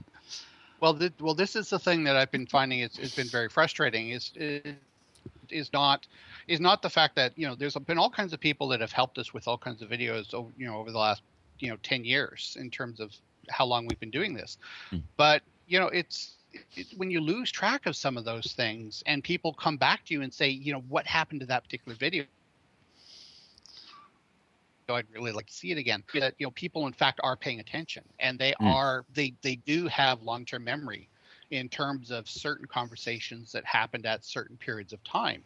So, notwithstanding the fact that for the most part the community is trusting that anything that they put on YouTube is going to be there infinitum type of thing. I mean, they also had that belief of everything that they put on live stream as well. And then last year, live stream turned around and said, "No, guess what? We're getting rid of a whole pile of stuff. If it hasn't had a view in the last 6 months or a year, and I think Ustream did the same thing, right? If it hasn't had a view in a long period of time, we're getting rid of it unless you physically tell us you want to keep it. Wow. Yeah, well, actually, it's Right? good, but it's good management. If I mean, we use live stream, but we always record offline, so when it goes, it goes. But you know, but on earlier occasions, I had to deliberately go to live stream and download the archive before it did get lost. And they got so many gigabytes of space there, and they're pretty strict when you run out. But Right. that's just management. I mean, it doesn't stop you getting and keeping the archives. It's of course what you do with them when you've got them, other than shove them onto an external disk somewhere. Well, this is yeah. Well, this is going to be the nice thing about this content delivery network service that we're tapping into. So we've made arrangements for 200 gigabytes of space right at the moment, but we can go up to as much as 400 terabytes if we want to. So our plan right at the moment is because there's close to 300 hours of stuff that's related to Rockcliffe and VWBP and other things that we sort of have responsibility eventually to manage, right? Even though, it's been produced by different people, right? It's been stuff that's been related to what we've been doing. So, what we want to do is we want to bring the archive of that information all together sort of in one spot so that we know we've got it and that we don't have to worry about companies going out of business or making sudden, left-hand turns on everybody at the last second. And then all of a sudden you got to figure out hours of video. How the heck am I going to download that before they do? So that's the first piece. The other piece is that the software that we found to help us manage all of this stuff will allow us to video on demand, and they have a simulated scheduling component to it. So it looks like live. It's not really live TV, but it looks like live TV. Yeah. And so we'll have the ability that we can do both of those, and it doesn't matter whether it's in our archives or we pull it from YouTube or from some other location, right? So it's a really neat sort of piece of software that we're going to be putting in, and then all of that we'll be able to manage those particular archives, and we'll be able to figure out, okay, how much of it do we pull from our content, from our archives backup, and how much do we pull from YouTube, or how much do we pull from wherever else. So that's something that I'm hoping we'll have the software all in place for sure in January, and then we're going to start loading it up with archives as soon as we can. So I'm hoping we're actually going to have a fair bit ready for the conference at VWBP. Yeah, it's funny. If I can interrupt you again, Phelan, I was just going to ask this question, and James has asked it in Skype anyway. There's a bit of buffering on your voice. I don't think there's much we can do about it, but you used to go out one, and then there's silence, and then it picks up at high speed. So. I was going to check. It looks like we're all here. Sorry. And we're getting it on the stream too. Well, we'll have to make do. But I just wanted to check it wasn't my thing there. Yeah, and I missed a couple interesting, just some nouns that were, and I fill them in later. But yeah, the buffering was a little strange. Yeah, I missed the old. Well, that's okay. The verbs are the important thing. So yeah, okay.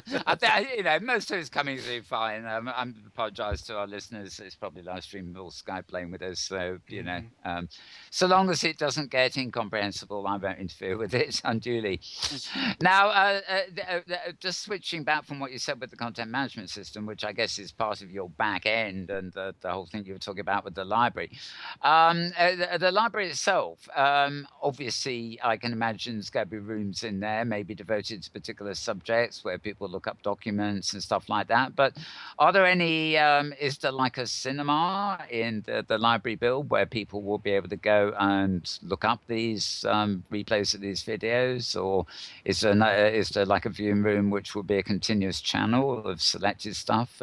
Have you incorporated any of that in the library build, or is the library strictly documentation of a more static sort, should we say? No, what I'm hoping is that once we get the TV broadcasting thing set up, that we'll be able to incorporate that into the library as well. So yeah, there's going to be, we want to bring as much interactivity into the library as possible. Like I said, I mean, eventually we want to get into a position where when people come in and they're doing searches for information inside the library, that the information that they're getting, they can do things useful with it.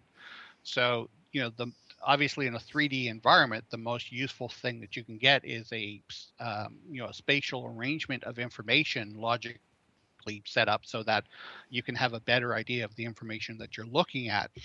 But at the same time, I mean, it's very difficult once you do a search inside a virtual environment like this, document, one of the things is, okay, well, how do we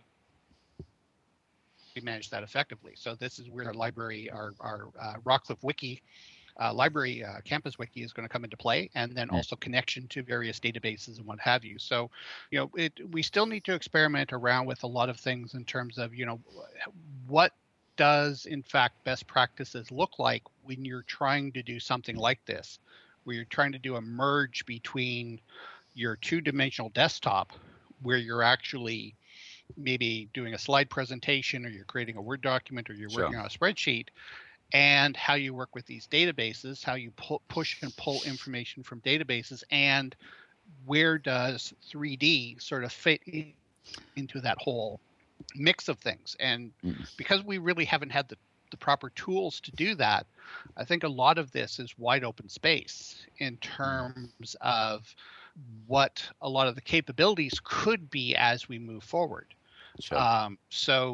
But I mean, you got to start somewhere, right? And our first somewhere was really saying, something, we really need to move this out of Second Life into an environment that we have control over. Absolutely. And then we have to have portability, right? Was the other core thing. Once we've got control and we've got portability, then we're in a position that if the technology changes, right? Hopefully, right? Yeah. If the technology changes, then we're not limited to the fact that, oh, well, guess what? We moved from one system that was, sort of open, sort of closed, to another one which is a little bit more open, but now we got more problems, right? So out of interest, when you did the build, the 4 regions over in Avacon, did you actually do them offline on a local OpenSim and then upload them into Avacon, or are you just did you build them in Avacon and you're backing them up offline? No, I just built them straight in Avacon's grid. I mean, their system takes backups weekly at least, as far as I know. So I'm not worried about the infrastructure. I'll just go to them and say, hey guys, I need the OR file, right? I mean, it's not the same as going to Kitely or what have you and just say, give it to me. But no, it's an easy enough process. Would that it would like that in Second Life, of course. But and so we're trying to do some things in there that are going to help support their particular mandate with regards to education as well, right? So, I mean, this is part of the reason why we went with Avacon's grid, is just because we're trying to support the work that they're trying to do, as part of their 501c3 mandate, right? So. Now, if people want to, I mean, we'll move on to VWP in a minute, but if people want to visit this, I mean, just to admire the build, I know that the content-wise, there's not much in it yet, so I guess they are free to do so. They can just hyper jump over to the Avacon grid. Yep. Is there a region address they look up? So it's colon, whatever. Yeah, right at the moment, the region address is Rockcliffe 4 space Rockcliffe space 4, but we're looking to get that changed such that the main landing point is actually in Rockcliffe Library. So I'm hoping within the next couple of weeks that we're going to get the region name changed over. Right. But I mean, for right now, if somebody wanted to go in, just sort of take a look and see sort of the general layout, just pop into Avacon's grid.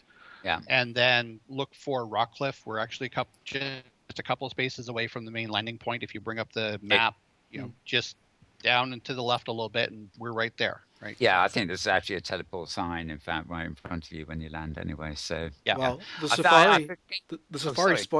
Safari spoiled me because I want to jump there right now, but I guess I better keep recording this.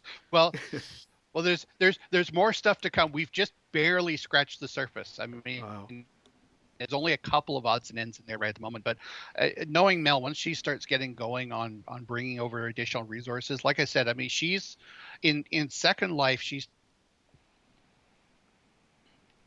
done such a wonderful job in there, and granted, she's been at it for a couple of years in terms of doing that, but there is so much that we have available, both inside our library in Second Life, and all of that information we're going to bring into OpenSim that I think a lot of people will really be sort of impressed with the effort and the resources that we have available. Now we just need to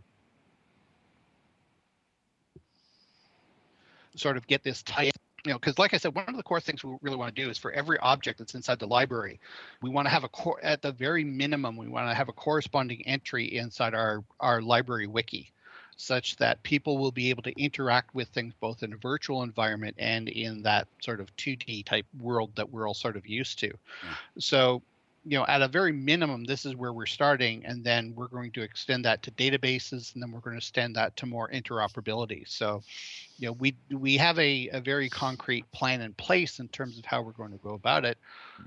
You'll start seeing more and more of this as we go along, and I'm hoping we're going to, like I said, I'm hoping we're going to have something really dynamic that we can show people, as we get close to the conference. I think it's wonderful. I mean, basically, it means we've got a huge academic, educationally focused library on the hypergrid.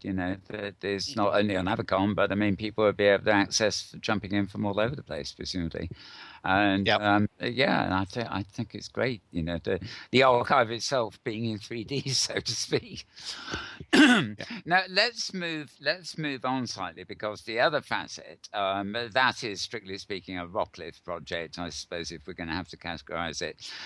The other thing, of course, that Rockcliffe, and you obviously get other sponsors involved, you're behind, of course, is Virtual World's Best Practices, which is a long-standing conference now. It happens every year. It's devoted particularly to education in virtual worlds. And that one's going to be happening next year at the beginning of March. I have no doubt I'll be involved with that as well, and we'll be talking about that off camera later. Oh God, yes. Yeah. but what actually, I noticed a call for proposals has gone out. I think it actually went out a couple of weeks ago, but and it's just probably been reposted. But of course, you have announced. I can never. Is it Cole Knopf? Is it the keynote? I forget. I'll leave it to you. I'm not going to try and pronounce names. Maybe you'd like to tell us who the keynote is, because I know that although the call for proposals has gone out, that has now been established. Right. Well, actually, give me a second, because to be quite honest, I have problems with his name as well here. Yes, I know. Hey, mate, go and change your name, please. Well, everybody's got these really great Second Life names, and then you got to figure out, how the heck do you pronounce this one? So, Carl Kapp. There we go. All right, here we go. Kapp. So we've actually got we're changing things up a little bit, because there's a few things that we're going to be introducing this year which are new to the conference. Like every year we do a little bit of experimentation and we learn a little bit more. Like one of the things that we learned last year was this is just about education. It's about education and the related communities that make education happen. So that includes things like fashion scripting, tools, what have you. And somewhere along the line, we went from having this very large community where we had all of those different people coming to the conference to now the conference being considered to be just education. And we never really intended for that to be the case. We want it to be education plus, in terms of, okay, well,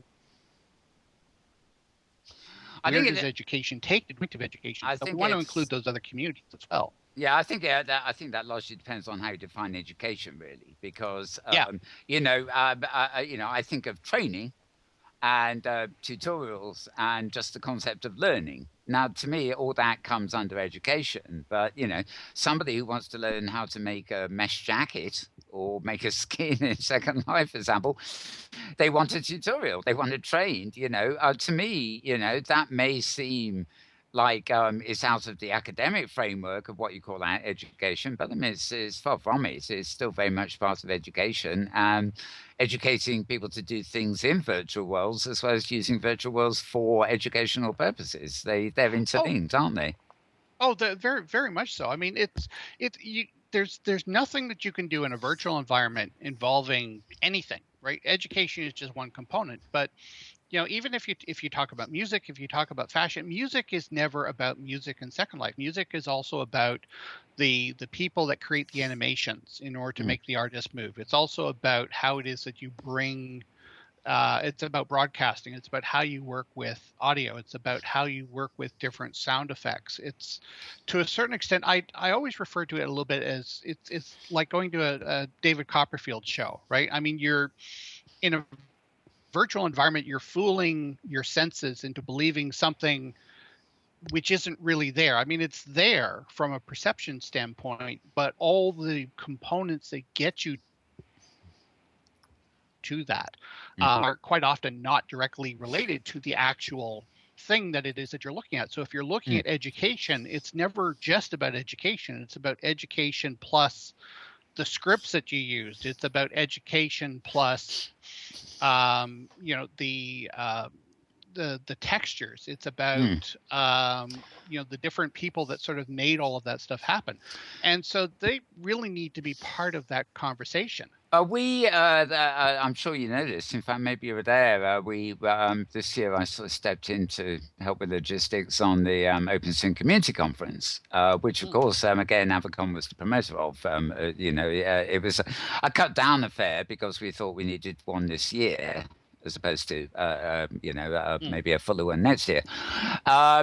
I hate the word post-mortem. It sounds, because it sounds like a burial or something, doesn't it? But we were going through sort of what happened, and one of the things that struck us, especially with the viewers, attendees, and everything, is the things that had really been highlights for people, attending, and there were certain things that probably haven't quite been in a conference like that before.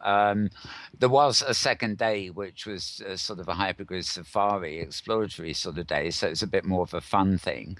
But even within the day itself, I won't say we had performance, but there were sessions that sort of they were most of them were like 20 minutes actually because of turnover, but we had demonstrations of NPCs, for example, which are unique to Open Sim, and various things like that. And one group was demonstrating these on stage while they were talking. There was another group who were the Avatar Repertory Theatre, who were doing a theatre piece.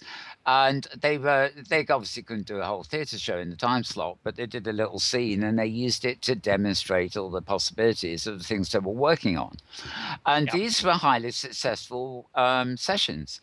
At a stretch, they weren't strictly within what you might call the parameters of the Open Sim Developers Conference or something.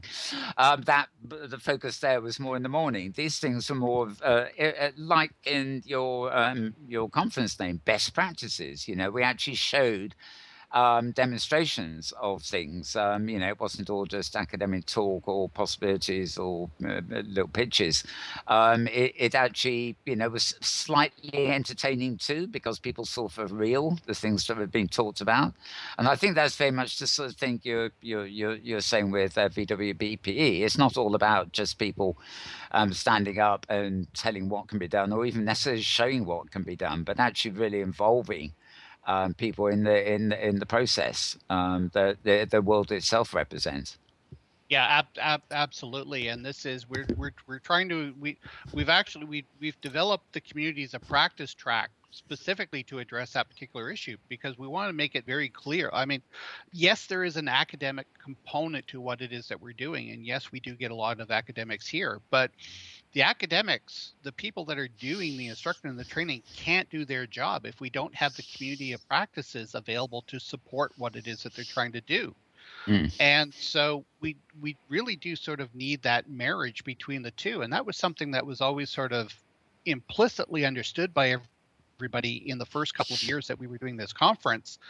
And then we started getting taken notice by the actual academic community, and they started submitting more proposals in that direction. So we're trying to get back to a little bit more of a balance between the two, because the academic proposals are great, and we still need to see those particular types of to promote the idea of best practices. We have to understand what the available technologies and the creative endeavors that are out there that people can bring into those particular educational sessions. And you can't do that if you don't have the providers of graphics and the providers of music and the providers of fashion and all these other NPCs, how pathfinding works and all of this type of stuff. You can't do best practices if you don't have those other components that make it work. So we're trying to get back to a little bit more of a balance between those two particular things. It's going to be interesting. Carl Kapp's actually going to be talking, who's our first keynote speaker. We're one of the other things that we're changing up is we're getting out of this whole thing where we're calling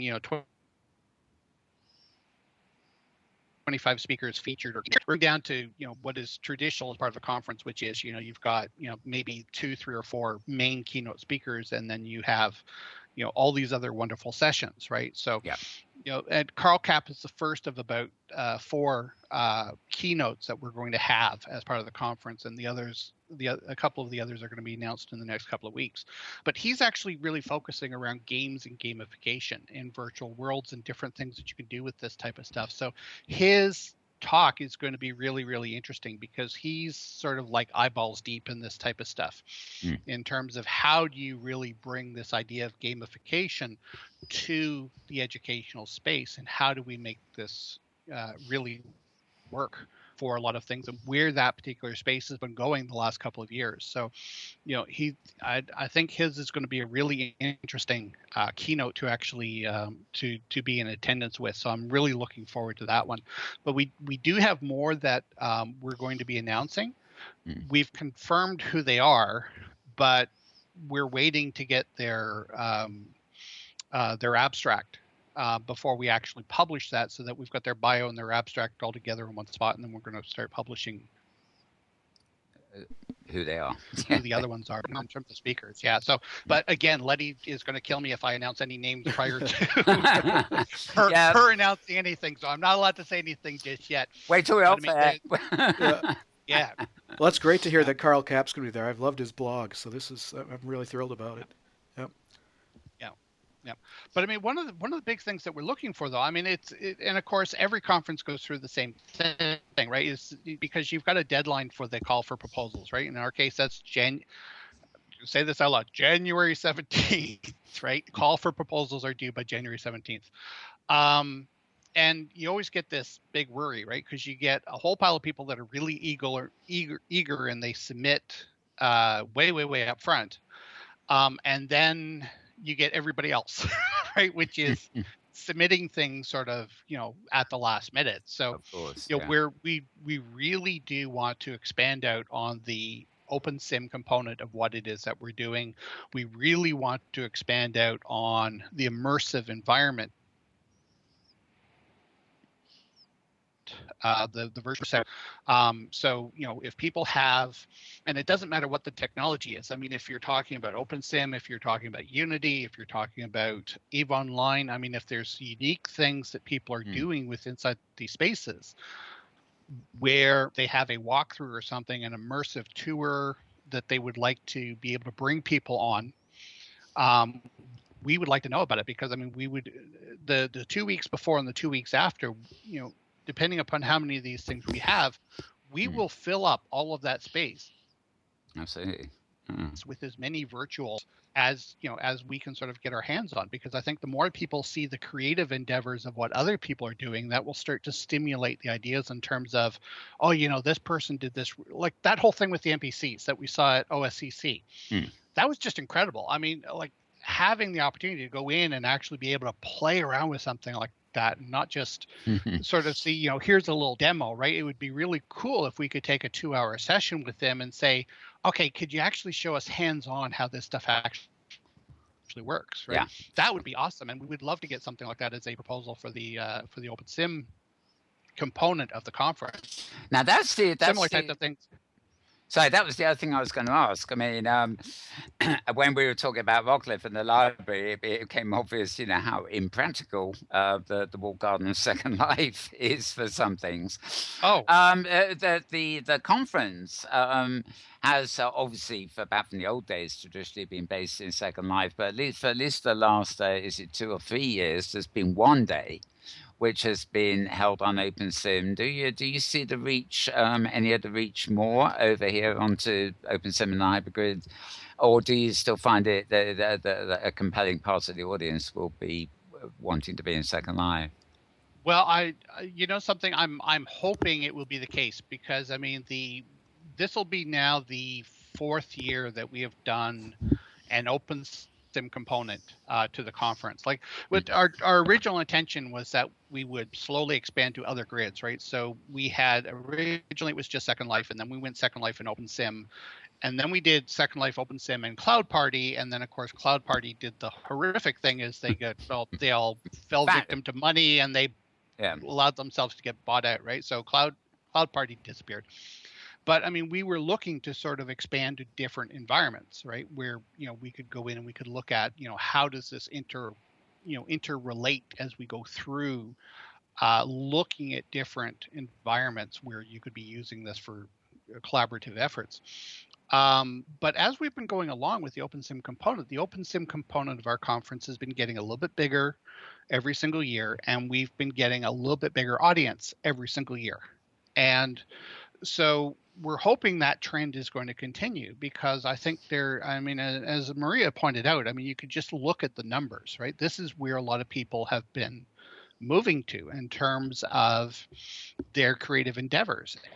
And, I think that having this, having this particular type of an opportunity, or multiple opportunities, because obviously the OSCC had, they had their big conference last year. They had a mini one this year just because of, other issues that had sort of come up. But, the more that we have these particular types of opportunities for people to network and showcase and show off the different things that they're doing, I think, to a large extent, I mean, this whole thing that Philip originally said in terms of, these particular environments are going to allow people to use their imagination and to, in essence, envision what potentially the future could look like, right? I think the more of these things that we have, the greater the opportunity is that people are going to start to expand their thinking in terms of, what represents, well, I think there's a lot that's the ability to communicate with people. No, that's okay. Yeah, so we got a bit of the lag there. I think we spoke at once. Oh, sorry about that. Yeah, I mean, I think it's in Canada here, for example, the Great Canadian Grid where we're filming. It's on the hypergrid, of course, but I'm always amazed by how many people I bump into over here who don't even know about the hypergrid. The symptom there, there's a lot of role play communities and medieval type things. Particularly, but there's a whole range of stuff and music here, lots of music. And it always astonishes me, because there was a point where I met anybody on an OpenSim grid and I presumed they knew what OpenSim was, and I presumed they knew what the hypergrid was. Whereas I meet people here who've obviously just brought whole communities over from Second Life. And because it's a cheaper grid to be on, they can do more what they want. They're more free than they are in the corporate enclave of Second Life. Yet they still don't know quite what OpenSim is, and they don't even know about the hypergrid, And I say, well, if you want to buy that, you just need to hyperjump to that grid and go to that shop, And I have to admit, and I'm sure Maria agrees with me on this, James too probably, is, as OpenSim and the hypergrid is expanding so phenomenally, one of the things that it makes I say people outside it not realize how great the expansion is that there's it's still early days in terms of groups operating across grids, getting the news out about events. There's the sort of thing we're always talking about here. Maria's got lots of people who follow hypergrid business, of course. We now have Inworld, which is both a website and a HUD that you can use to jump to destinations across the hyperverse, shall we say. And, slowly these tools are emerging that actually mean that I can be sitting in Canada here and I can get a notice that's telling me something's happening on another grid and get over there quick, and I can look up at what's on, day by day. So that is helping. And I think, you're talking about outreach onto other platforms and stuff. Sort of one thing you probably need to do. You have to do it in Second Life too, but I mean, possibly you have to do more here. Is to actually promote the event itself, because there's no really big. Well, they're coming along, as I said, but there's no really big chain by which you can just say, announce that the conference is coming, and get everybody in. I mean, I know OSCC, it had to be done through some channels. You connected through Facebook, others through Google Plus, all the usual social networks, and then Inworld itself, Hypergrid Safari put the word around, and to get all those connection going. So come the day, you got the kind of traction. Was quite a lot of work, but when you actually saw people pouring in, you realized there's a hell of a lot more people out here, than a bystander might think. So I don't want to divert the conversation into that, but I was thinking in terms of, I presume you'll wait till the proposals and everything has come in before you say, well, so many events will be in Second Life, so many events will be on OpenSim, or even, dare I say, some platform we don't know about yet that may come along. Well, I mean, we're already talking about potentially some sessions being done strictly on the live stream channels. Yeah. There's a few groups that have expressed some interest in the conference, but they're just uncomfortable with doing because they have their own environments that they work in. I mean, there isn't just OpenSim and Second Life. Obviously, there's hundreds of different little grids, and there's some people that have said, something, I'm more than willing to come in and talk to you guys. However, it's getting an avatar and setting stuff up in Second Life or OpenSim or what have you is just not really what we want to do. But at the same time, we want these people on board. So, we're looking at sort of one of the things that we're looking at is we're looking at expanding the offerings a little bit in terms of presentation of some of the information. Some sessions may strictly be through live stream, and that will be we'll restream them into the OpenSim and the Second Life environments. Yeah. But I mean, we're really hoping to sort of extend this beyond just simply, the Second Life and OpenSim environments, right? Yeah. But to begin with, this is still where our base is, and this is still where most of the activity is occurring. So, I'm really hoping that people will go out. They'll, if they're not planning on submitting something themselves, that they will at least go out and talk to two people and say, have you thought about this, and are you going to submit a proposal, whether it's for a tour, whether they've got a machinima that they want to submit, if they want to do an exhibit on their particular organization or a particular project that they're doing. We would love to hear from them, right? And then obviously the proposals, workshops, panels, those types of things, we would love to get as many of those as we could. And I think there'll be up-and-coming possibilities here, because it is right. I'm always saying, we are focused on the metaverse, and to me, the core part of the metaverse at the moment is the hypergrid. And Second Life is legacy because it's a walled garden. But I mean, we've got High Fidelity, we're even Linden Labs, Project Sansar, there's all sorts of other things in the offing.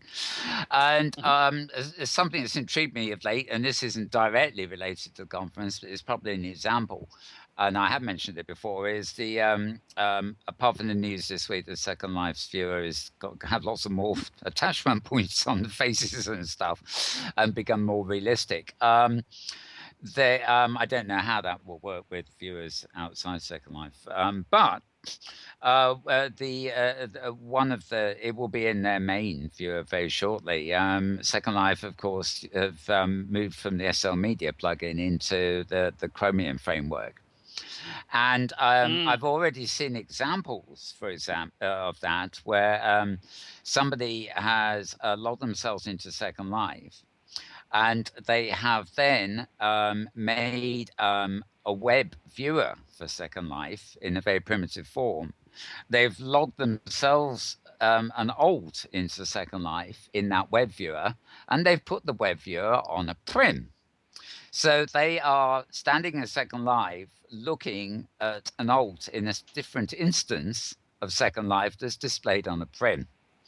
Now, worlds within worlds business. Now, you weren't actually. I think it was before you were able to join us, but I announced. Maria was talking about it. A thing that Mozilla have launched this week, which is a simple line of JavaScript code that allows you to create virtual environments on a web page. They work in Firefox, Chrome, and whatever. And Maria has actually been investigated, and it sounds like it's got a great potential. What I didn't mention when we were talking about Maria earlier is now imagine that web page you've authored with it. What's it called, Maria? Frame, something frame, isn't it? It's called A-Frame, A-frame.io. That's it, aframe.io. Now, I mean, I can imagine, we were talking earlier about how great this would be. You could upload some mesh and images and create an entrance page, on the web to your virtual world sim. And it will be in full 3D. The trick will be to find a way of teleporting people from the web page into a client. But you could actually have a homepage, that basically was an A-frame mock-up of your real virtual environment. But of course, imagine that I'm standing in a circular room in Second Life or in OpenSim here. And I have a circular wall all around me. I'm inside a circular prim. And on that prim face, right, I put a 360 web page that is authored in this iframe. Then I can effectively be sitting down in that circle looking at a 360 wall, which is a completely different world that might ultimately have another environment running. So, I'm into broadcasting, of course, and video, but, this would change everything if you can actually be, via the web, be pulling into the virtual world, one virtual world into the other. On that 360 panorama, there could be an avatar giving a presentation from a web virtual world that has simply been reconfigured as a diorama kind of thing inside another virtual world. Are you with me? So you're when you're coming to, like, some people could just show direct on live stream and it could be shown in, maybe it'd be real world live stream presentation that's simply shown in world.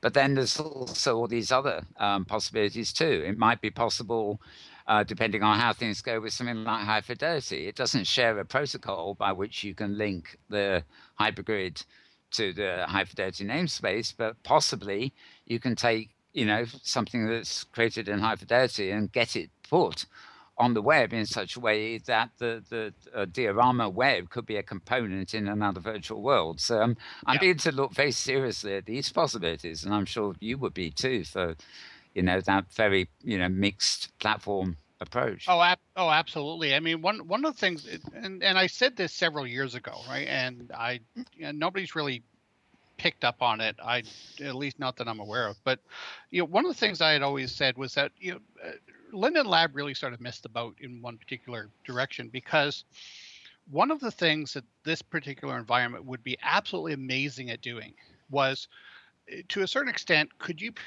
picture fully integrating a complete virtual environment with the operating system? Oh, so gosh, here yes. is you've got, so you open up Windows, quote unquote, right? And instead of a two-dimensional screen, what you've got is you've got a three-dimensional workspace. Where you could, like, if you wanted to do a graphic painting or something like that, that you could bring up Adobe Photoshop or Photo Paint Shop, whatever it's called, right? And instead of a 2D canvas, you're working with a 3D. Now you could actually put your paints where you actually want your paints. You could actually restructure it, because all of these things, Absolutely, in terms of all these different features that they have, they're it's still using the same basically infrastructure in the background. It's you're clicking on an icon and something's happened. Well, what's the big difference between that and doing that on a three-dimensional object? Nothing. In fact, there are a few technical obstacles. I mean, there are a couple of worlds used for enterprise that work on, simply objects represent PowerPoints or text files or various components that link, to a back-end system. They're apps that, are otherwise on the system.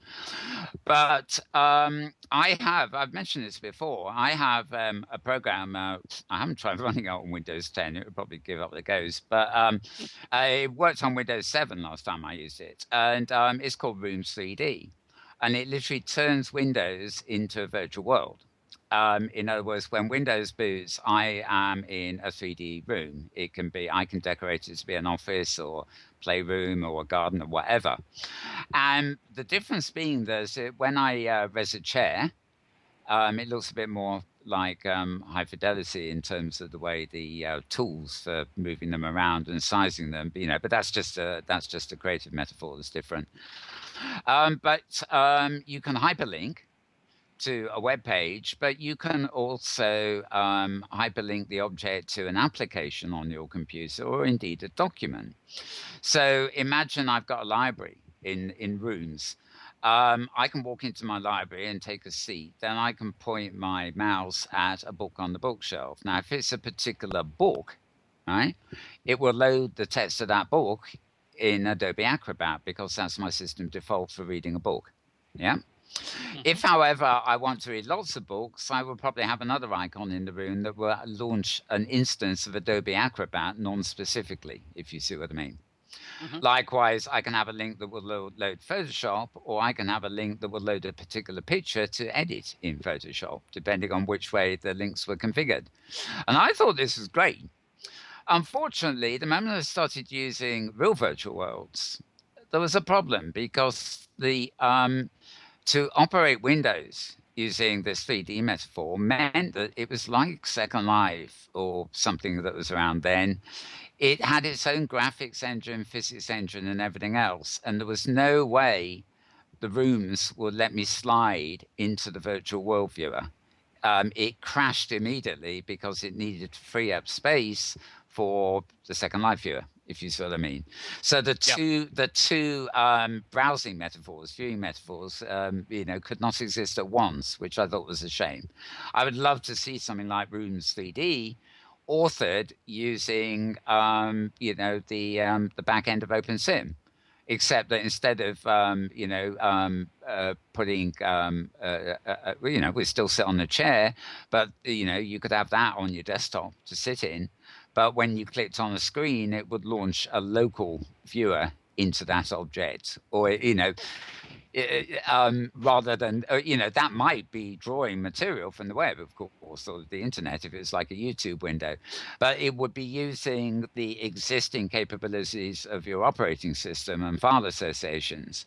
And therefore, a bit like the sim on a stick, where you've got a local virtual world on your own computer, but things in it can be linked into your local system. And then maybe when you walk through part of the simulator into a hypergrid-enabled region, then it switches to becoming a hypergrid-enabled, local portal that we know right now.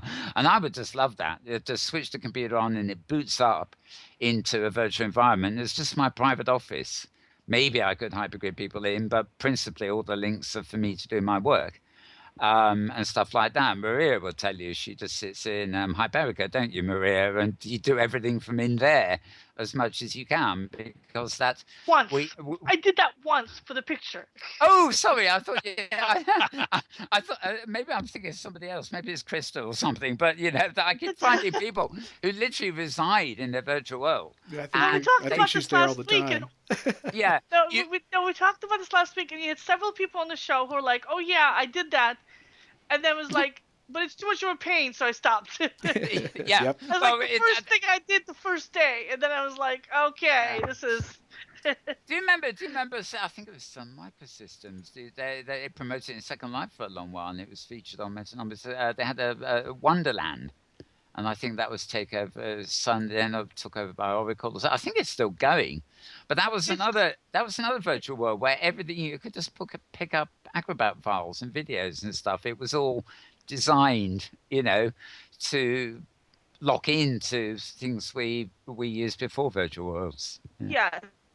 it had the ability to pull desktop apps into the world. Yeah. And because it ran on your desktop. Yeah.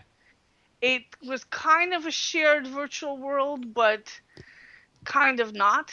And it really only took off for very limited applications, specifically to teach Java programming in college classes. Mm. Yeah, and there's like one vendor offering hosting. It's called, I think, Wonder Builders. And there's a Wonder School. When Sun sold it off, or Oracle bought it up, what happened was they spun it off as they laid everybody off on the team, and Nicole Yankelovich, who was the chief developer on the project, made it into its own open source project, and it went from being Project Wonderland to Open Wonderland. It's still around, but it's has had no activity.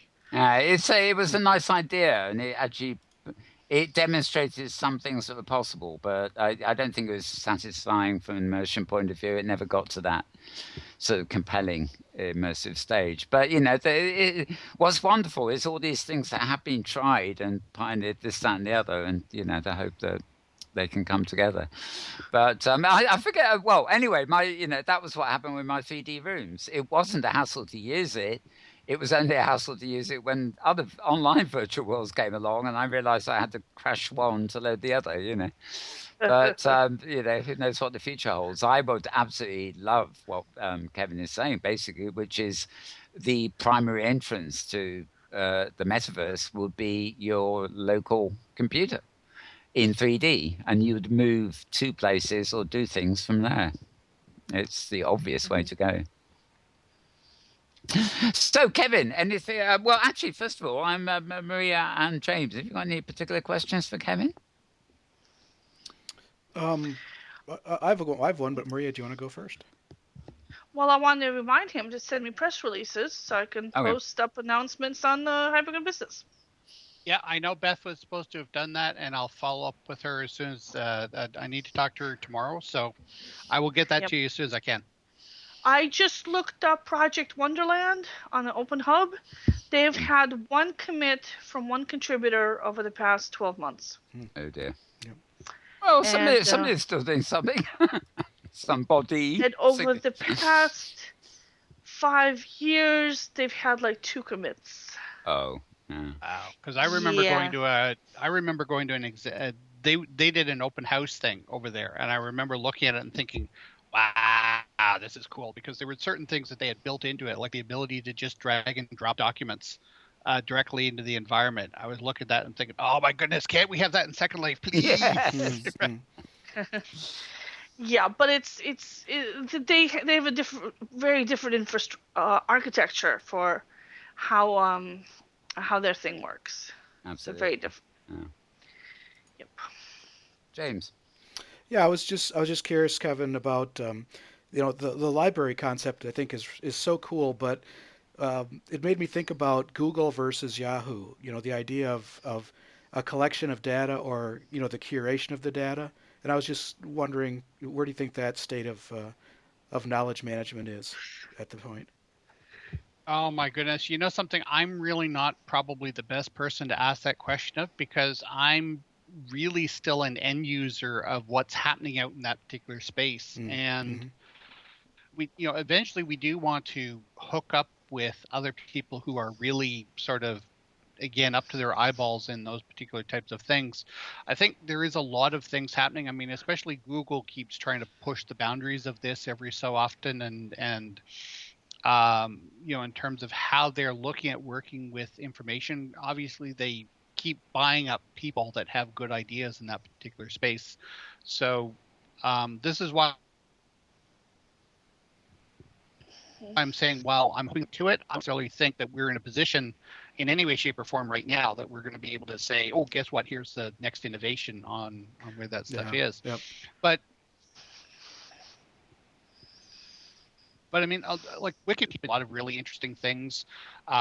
There's a lot of things I've been learning about MediaWiki in terms of the proper use of it, and some of the ways that it's cataloging information and working with information that's there. I still have to delve into the whole idea in terms of databases and integration of databases in with some of these particular things. There was a whole concept that I've got with regards to the idea of information being able to be split down into fractals and the way in which we look at things from a neural network type standpoint. So while I've got some really out there ideas in terms of different things that we could do, where the actual state of the union is on that particular subject, I think really depends upon which expert that you're really talking, right? I mean, we're like I said, we're sort of, while we've got some interesting ideas, I think we're still sort of at that end user standpoint. I'm hoping we'll be able to delve more and more into that space, but there's a lot of things that we still have to understand. But I mean, to be fair, I mean, a lot of librarians are like general librarians, not the academic ones, but I mean, a lot of the general librarians, I think, are in the same state, right? Is that they're an end user relying on the tools that are being provided, right? There's an awful lot of crossover here, though. I mean, I've always said that I'm very much the end user.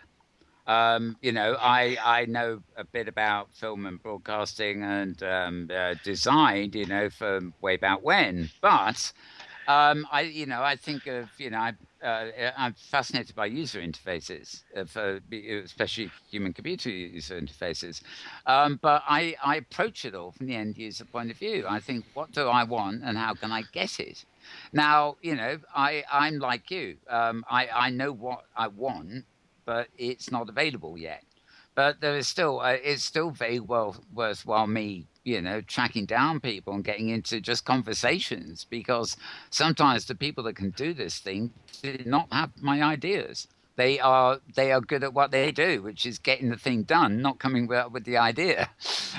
So there's a lot of crossover there. And then, if people like us are actually just, evangelizing as end users, saying we want this, part of our job is to persuade the people who can do it to get on and do it. So I think we have a pretty, definite place in the system of things. It's that connection between the ideas and the demands, and the people who can implement it. So there's no harm in dreaming. Oh no.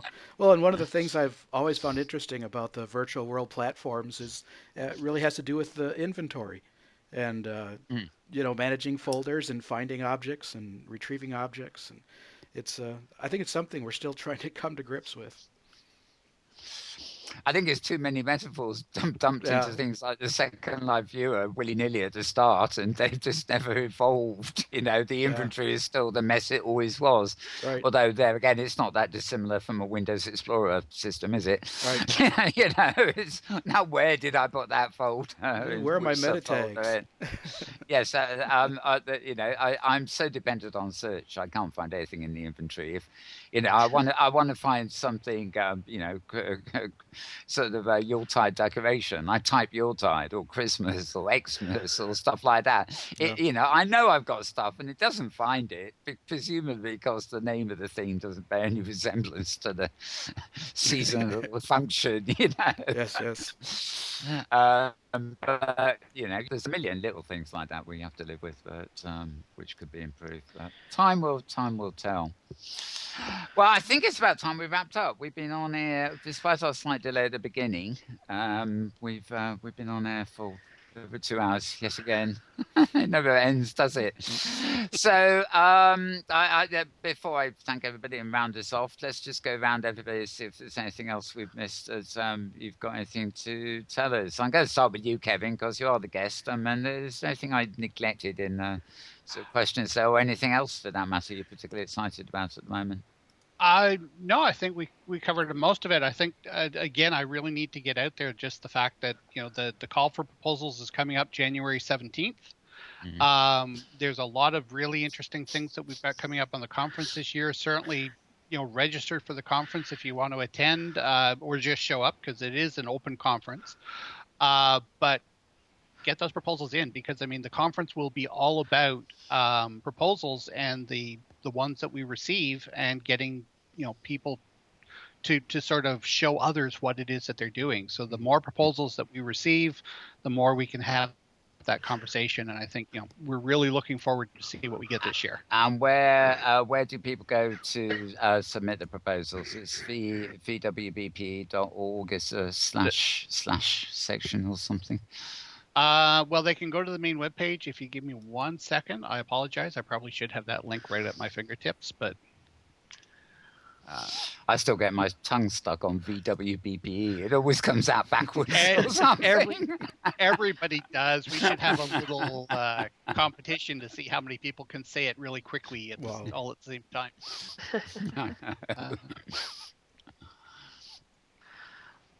All right. Sorry, give me 1 second here. My computer's being a little bit slow. VWB. PE.org /call for proposals. They can find all the call-for-proposals. Right. You'll find all the information there in terms of the different tracks that we have available. And like I said, there's lots to choose from. We have lots of different tracks, lots of different formats. So, if you're an educator, if you're not an educator, there's something there that will fit just about any type of proposal. Great. Well, this conversation. Actually, I think we're rather lucky that you had to take the first half hour off because Maria brought us into a little science fiction-y.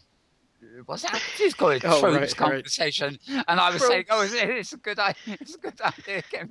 Kevin's not here yet, or we'd have been off on a whole other thing. That would have been a great conversation, and probably amounted to a 4-hour show. So it's probably just as well. But it's been great anyway. James, any last-minute thoughts? Anything else you've got to slot in today? Yeah, just one thing. When I realized that I wasn't watching my mixer when we introduced me, and so I talked about this deer antlers that I have here from the Hypergrid Safari, but it wasn't recorded because I didn't have the mixer set right. So I'm doing it again. Fair enough. Right. Yeah. Well, they brightened up the. We got the lights in the background. I was actually, I quit it now, but I was actually monitoring the broadcast for a short while. And I must say, it looked more colourful than it's ever done. I think it's just the colour tones of the tree and the parcels and the lights behind us. Yeah. When you were cammed in on us, particularly on Maria for some reason, just the right position to look really, really rich and colourful. I thought it was great, actually. Yeah. And, of course, the old blinking antler doesn't go miss either, does it? No, it doesn't. Is that a shame? It's not quite 3D. It exists in 3D. Right. It's a flat texture. Yeah. Yeah. I actually have some 3D antlers somewhere, but they don't sparkle and light up like that one. And I have no idea where they are either. Okay, well, that's wonderful. And Maria, any closing? You were saving up something for the end. That's right. Yes, I was. Now, yes, so she was. Before I get there, I was talking about the commits to Open Wonderland. Yeah. And I pulled up the same page for Open Simulator, and so they've had like one developer making 1 or 0 commits per year for the past basically since 2012. And in Open Sim, we have had last year alone, we've had 1,300 commits. Wow. And we have had a donation of 500,000 lines of code this year. Good gracious. Wow. Whoa. I know 1 million lines of code probably isn't actually that much, but it still makes my mind bubble. No, it's huge. Yeah, it's huge because the total lines of code went from 800,000 to 1.3 million. So that was a dramatic increase in the lines of code in Open Simulator. Oh boy. Yep. Now, a lot of that was due to, yes, Moses was donating pieces of code. Kadley was donating pieces of code. But the big Inworlds donated a whole bunch of code. Some of it may have been making its way over. But the big code dump was Avanation. Yes, I was just thinking. They put in so much stuff and are now they've been going like crazy, going through all of it, integrating it. We're getting better physics, better region crossings, all sorts of stuff is coming out of that donation. All the stuff that Avanation Grid had been keeping to itself for a variety of reasons, as Melanie talked about last time she was here. Some of them health related and so forth. So it is a great thing for them to do that. It is a huge amount of work, and I want to applaud them for that. Yeah, Now, kudos to Melanie for sure. Yeah. The thing that I wanted to talk about is because I'm doing a hosting survey. If you go to Hypergrid Business, in the top left, it says Spotlight Hosting Survey, 2015 Hosting Survey. This is not the grid survey, which I did earlier this fall, which was all about how much do you like your grid. This is a survey of how much do you like your hosting provider.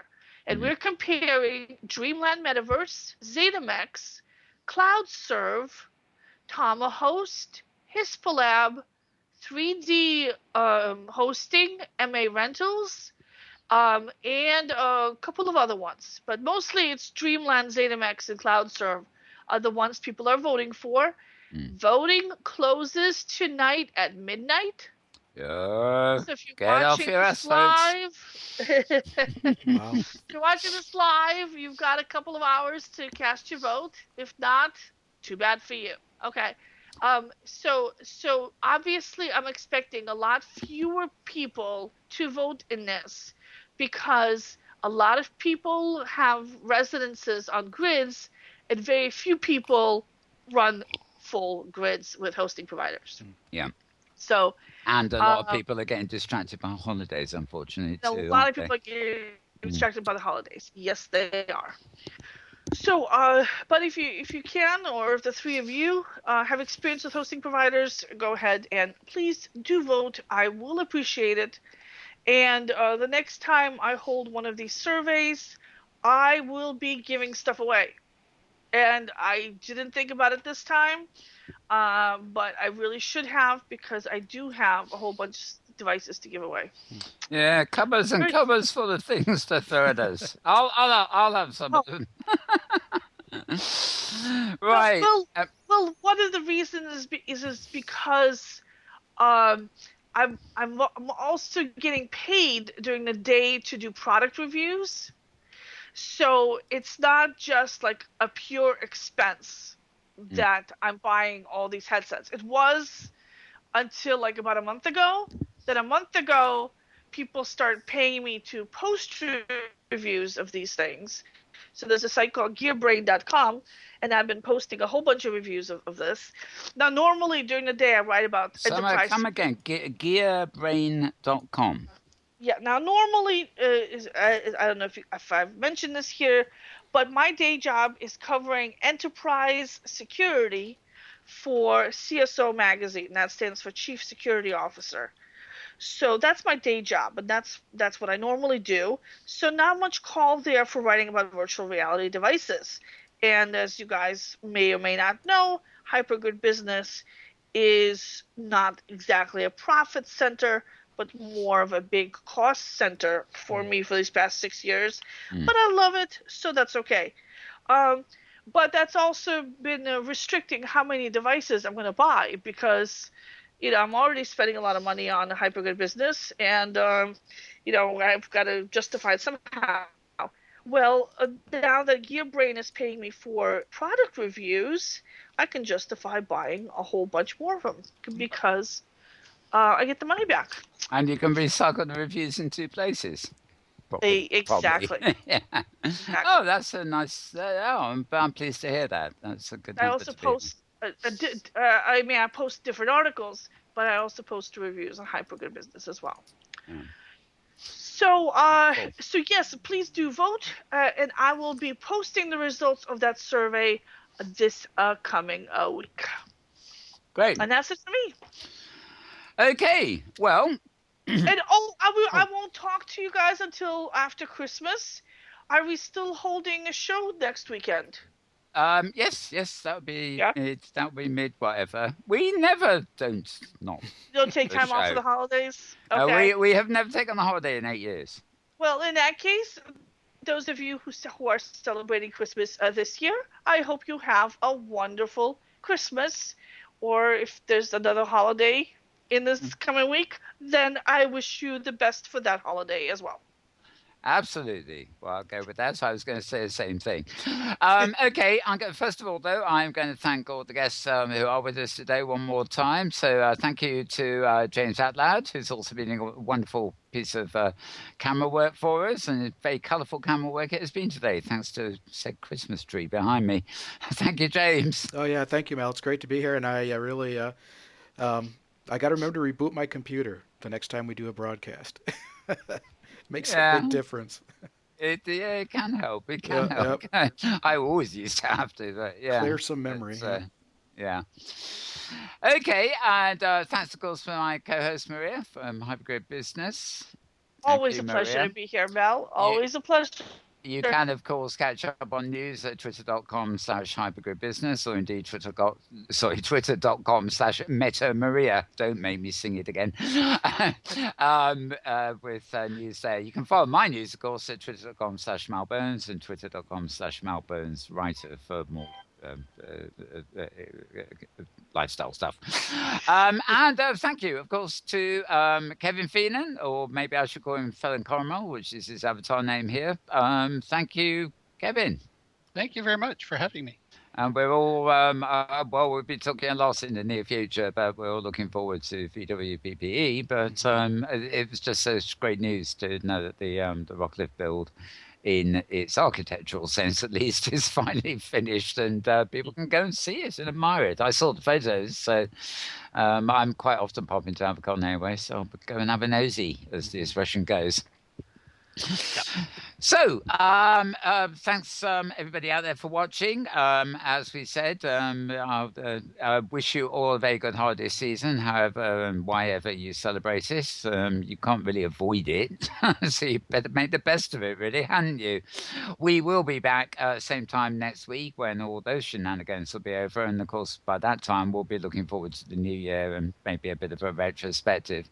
So I wish you all the very best, and I'll do so also on behalf of Tara Yates, of course, who's not on this show but is on the Second Life show. I'm sure she'd wish me to offer you the same greetings, what have you. And yes, it will be next week, and the week after that we will actually have a show inside Second Life, and might find a bit more about these multiple attachment points and what I can do to my whatever I can do to my face to improve it, kind of thing. Oh, and also I'm curious to know whether any of it is viewer code and might work over here too. So I'm dumb on that, but we'll get around to it.